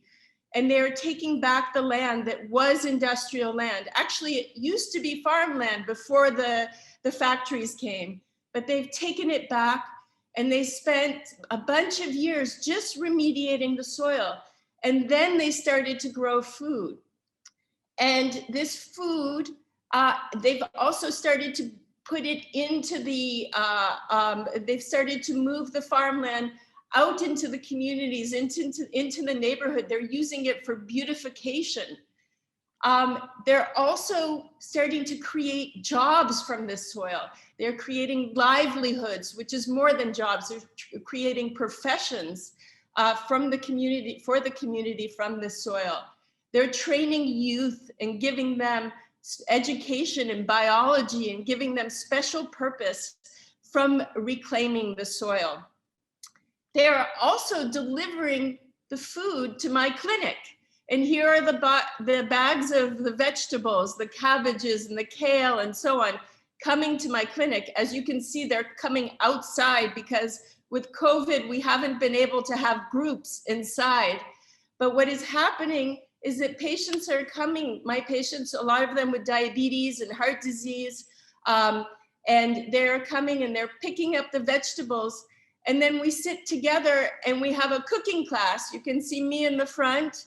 They also talk about how they can start to change the health of their community. So there is empowerment that is coming from the soil as well.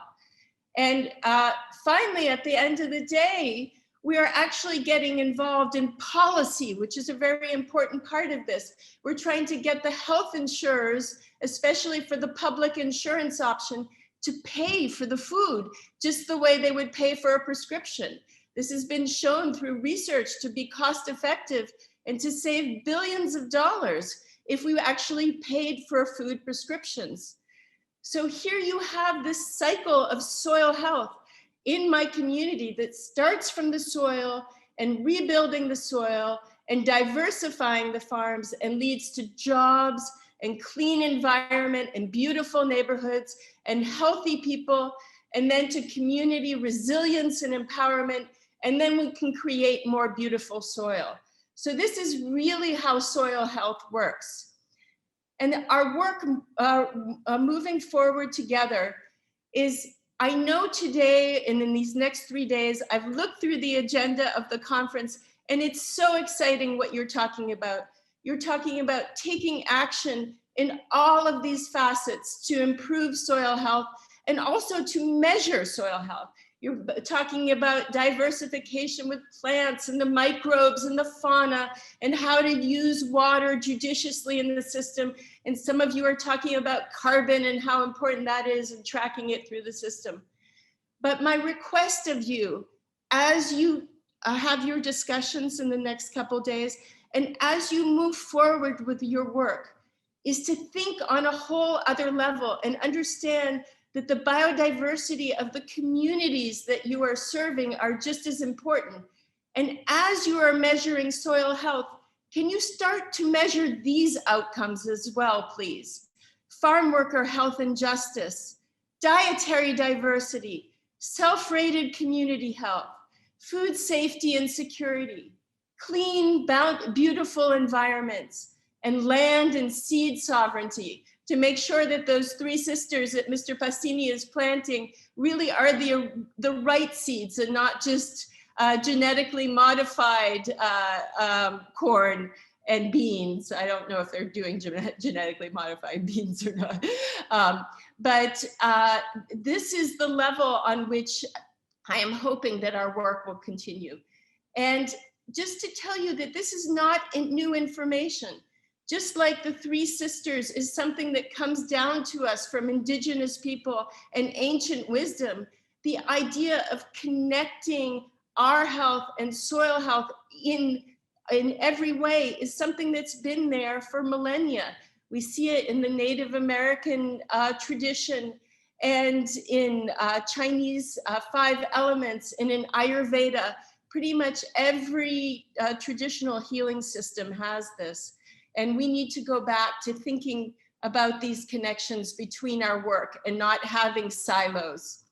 So I want to close just by sharing these images with you to inspire you.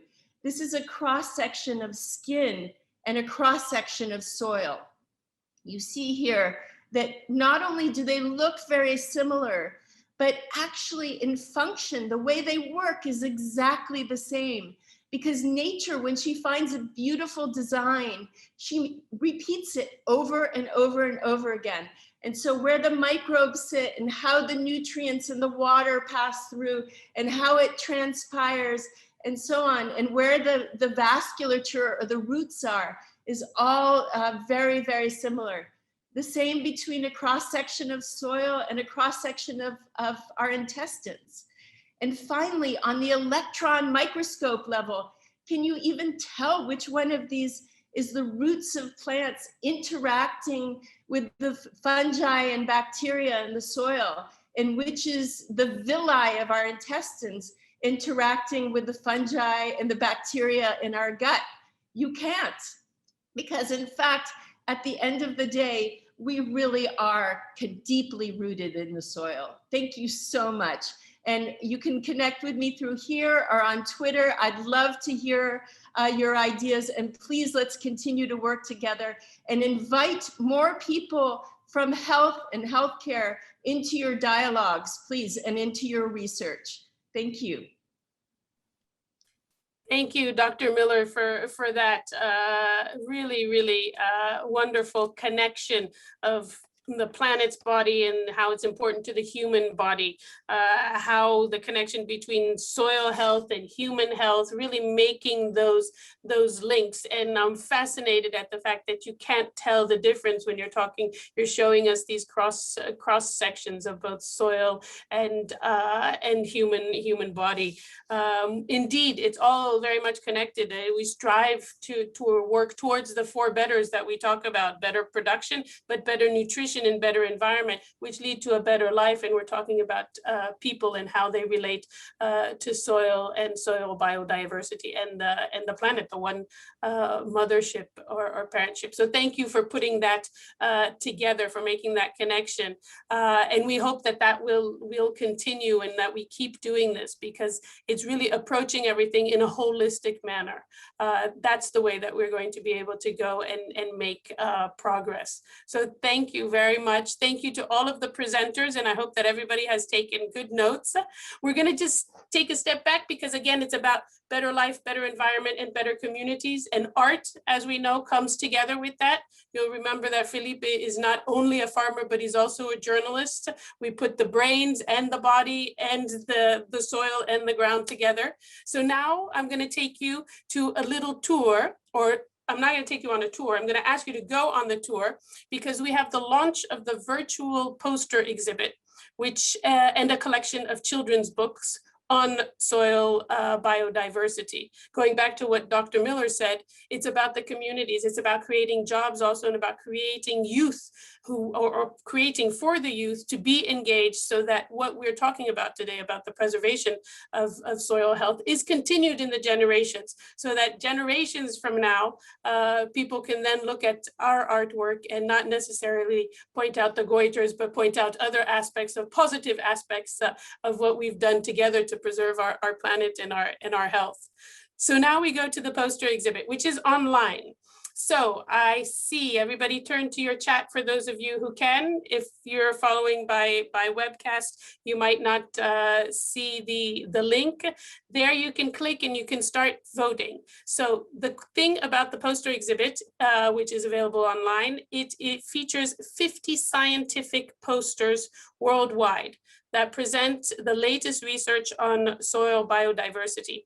The posters were selected out of 250 scientific articles and that we've received in the last years. So a big congratulations first to all of the authors and to all of those who created these posters, and the filming of the presentations of them as well. So this was started by the Global Soil Partnership Secretariat. And again, the link is in the chat. Please check it out. Select your best poster, start counting and start voting. The counts are starting now. So without further ado, I would like to invite Ms. Laura Berta Reyes Sanchez, who is the president of the International Union of Soil Science, for the official launch of what we call the magical world of soil biodiversity. So we're very proud to have you here with us today, and you'll let us know about the contest, about the books, about what you have put together for us today. Over to you.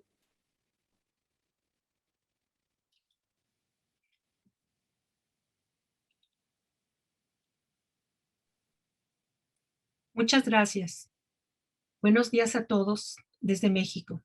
Dr. Dong-Yu, Director General de FAO, distinguidos invitados, damas y caballeros.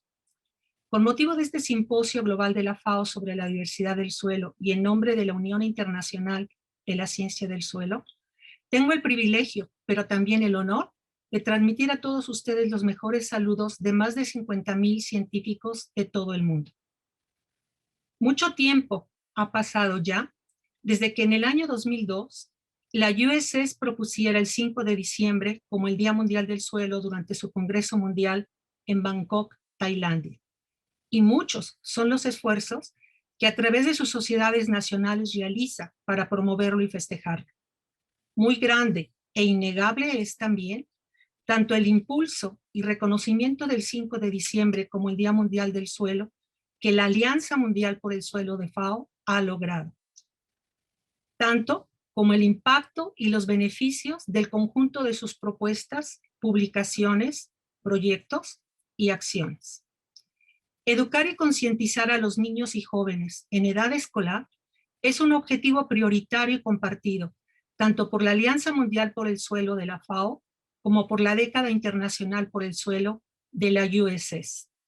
Recibimos 97 propuestas de 75 países diferentes, y esta increíble respuesta de toda la comunidad científica a este concurso de libros científicos para niños sobre la biodiversidad del suelo es una muestra fehaciente del interés real de la comunidad de la ciencia del suelo para colaborar en ello, y un resultado concreto de la capacidad de convocatoria que juntos la FAO y la USS tenemos, pero también de todo lo que podemos lograr a través de campañas de educación y concientización para la preservación del recurso edáfico. Por ello, es para mí un gran honor y un enorme placer el compartir con ustedes el lanzamiento del mágico mundo de la biodiversidad del suelo, porque este no solo es el libro conteniendo una selección de 10 de los mejores cuentos científicos para niños sobre el tema, sino que es la primera publicación conjunta entre la USS y la FAO. Pero sobre todo, es especialmente significativo, tanto que esta, nuestra primera colaboración, corresponda al marco de acción de la Alianza Mundial por el Suelo y del proyecto educativo La USS va a la escuela, como que sea una obra de los científicos de la ciencia del suelo para con los niños del mundo, porque eso es no solo un gran éxito para nosotros como organizaciones, es un éxito de y para toda la comunidad científica de la ciencia del suelo. En el chat de este simposio tienen ustedes el enlace para bajar e imprimir este libro. Los invitamos a compartirlo con los niños y las escuelas a su alrededor y esperamos que lo disfruten tanto como lo hemos disfrutado nosotros. Los libros científicos para niños que recibimos fueron de mucha calidad y de gran diversidad de autores, e incluyeron propuestas de jóvenes estudiantes y de niños. El compromiso de los científicos que trabajaron leyendo y arbitrando los libros recibidos reiteró la existencia de una comunidad dispuesta a comprometerse con la tarea de educar y concientizar a todo ciudadano. Por ello, muchas gracias a todos los científicos que arbitraron, pero igualmente gracias a todo el personal de la Alianza Mundial por el Suelo de FAO, que durante meses trabajó apoyando este proyecto educativo conjunto con la USS. La USS y la FAO compartimos un mismo objetivo prioritario: preservar el recurso suelo como un bien común de la humanidad. Nuestras organizaciones comparten objetivos, metas, tareas y enfrentan los mismos desafíos para lograrlo.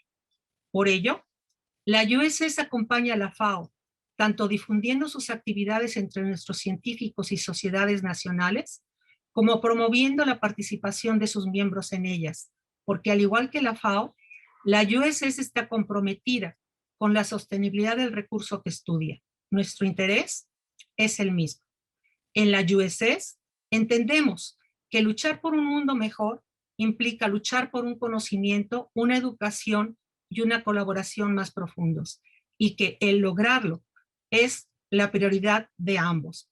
Pero también entendemos que hacerlo juntos es la mejor forma de avanzar hacia el logro de la preservación del recurso suelo y la construcción de un verdadero futuro para todos. Desde la Alianza Mundial por el Suelo de la FAO y el proyecto educativo La USS va a la escuela, los invitamos a continuar colaborando con nosotros en esta tarea, porque juntos somos más fuertes, pero también porque solo trabajando juntos, mano con mano, lo vamos a poder lograr. Muchísimas gracias por su amable atención. Thank you very much, Laura, for that. Indeed, together for education, for youth, and for children. Really a wonderful, wonderful children's book, and I really encourage everybody to go and to take a look at it. The link is in the chat. A big, big thank you and congratulations to the 80 authors of these books. It's really a way forward and starting from the ground up with our children and the youth and going forward. Thank you very much for all of the work, and indeed a partnership, a hand-in-hand partnership to move forward. What a great beginning. Thank you very much for that. Knowledge is key, and knowledge is the way forward. And knowledge with action and lessons learned and experience is another way to be able to go forward with what we wish to do, not only in this symposium, but for the future, for the better of the planet and for the better of those of us who are on this planet and those who will come. So thank you very much for that. We also got to see through art and through visuals how beautiful the tiny microscopic elements and microorganisms are. We got to see how to make them beautiful and how we can continue to work together for health and for the larger part of the planet, the entire planet, and the beings on this planet. And so I am just giving you a little bit of a leeway here so you can take all of your notes, because I'm going to be handing over to my colleagues, Isabel and Julia, for what is now going to be the infamous quiz. I'm handing over to Isabel. Over to you. Thank you, Yasmina. Thank you very much. Dear participants, I'm sure that you learned a lot today. Well, now it's time to assess whether you've been following the keynote presentations. Indeed, this is a virtual setting, so we don't know. First, how to access. So you can either click on the link that my colleague is right now posting on the chat, or search for menti.com and insert the code shown on the screen. You can also scan the QR code and with your phone. I suggest you use your smartphone so you can see the leaderboard that will be shown on the screen. For the participants following from the webcast and Zoom, you can also grab your phone and join the quiz. Please don't forget to put in your name so we know who the winners are. Indeed, be ready to answer quickly, as the first 10 winners will receive the Soil Symposium kit composed of shoppers, soil material, and the report on the state of knowledge on soil biodiversity.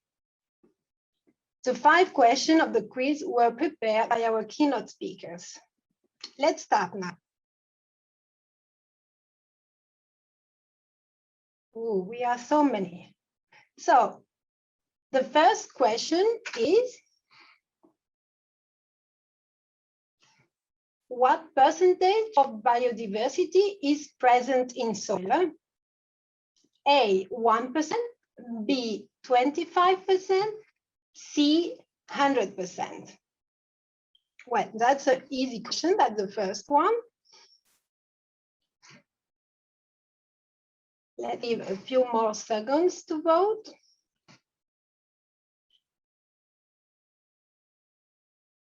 Here we go. So the correct answer is B. Very good. Well done to everybody.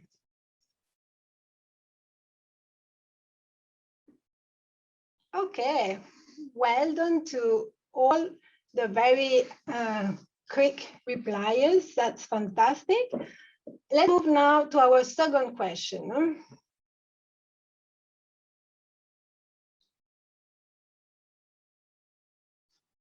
A holistic assessment of soil health might include A, molecular analysis of soil functional groups, B, plant health assessment, C, above ground fauna composition, D, self-rated health of humans proximal to that soil, E, all of the above.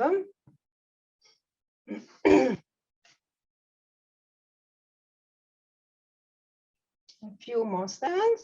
Here we go. And the answer is E. All of the above statements were correct. All right, let's move now to the third question. Focus. Are soil-borne diseases always bad? A, yes, soil-borne diseases are always bad. No, soil-borne diseases promote crop production. C, soil-borne diseases can be good as they enhance biodiversity.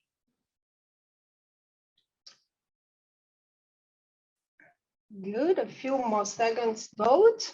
Here we go.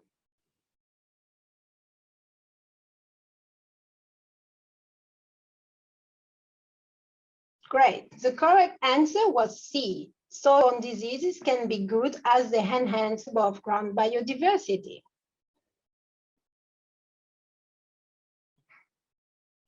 Let's have a look to our top 10.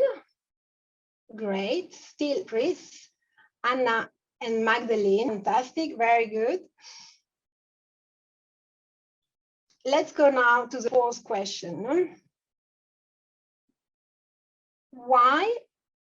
Let's wait for the speed. Okay. Why would expect fewer soil-borne diseases following ecological intensification? A, ecological intensification enhance soil biodiversity. B, less crop productivity trades off with more ecosystem services. C, both answers are correct.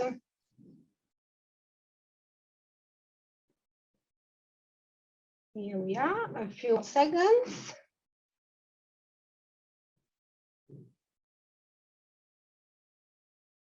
Great, again, both answers are true in this case. So letter C is the correct one. Okay, we always almost at the end. Keep up for the final question.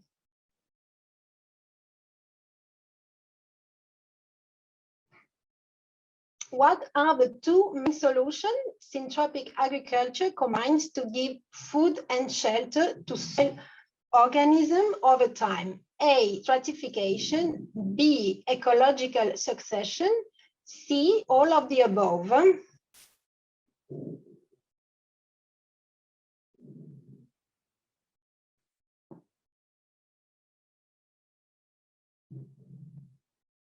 Here we are, a few more seconds, and we are finishing our quiz. And it's time to see our winner.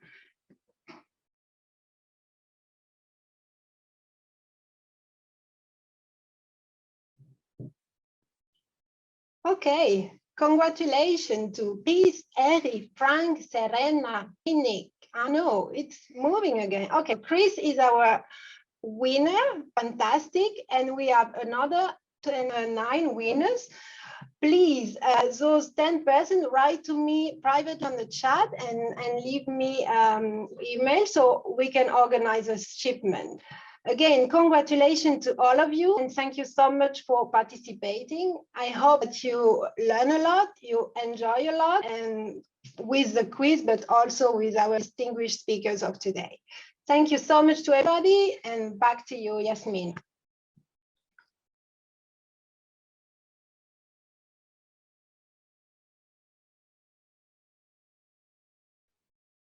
Sorry, I had a little Zoom unmuting there. Thank you very much, Isabel. So congratulations to everybody who took part in the quiz.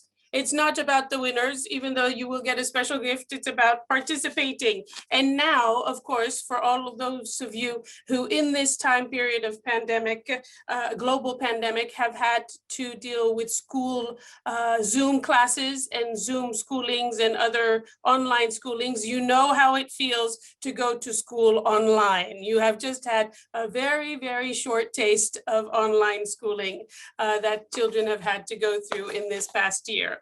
So congratulations to everybody. Thank you very much for being here. This brings the first day of the symposium to a close right now. You have a few more days together with us, and we hope that this has just started and generated some of the discussion for the way forward.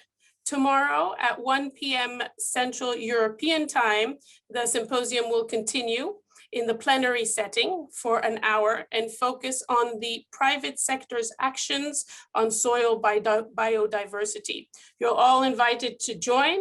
If you have any doubts about the agenda, please go to the website, please find out there, and of course, continue to address any of your questions to the colleagues through the website.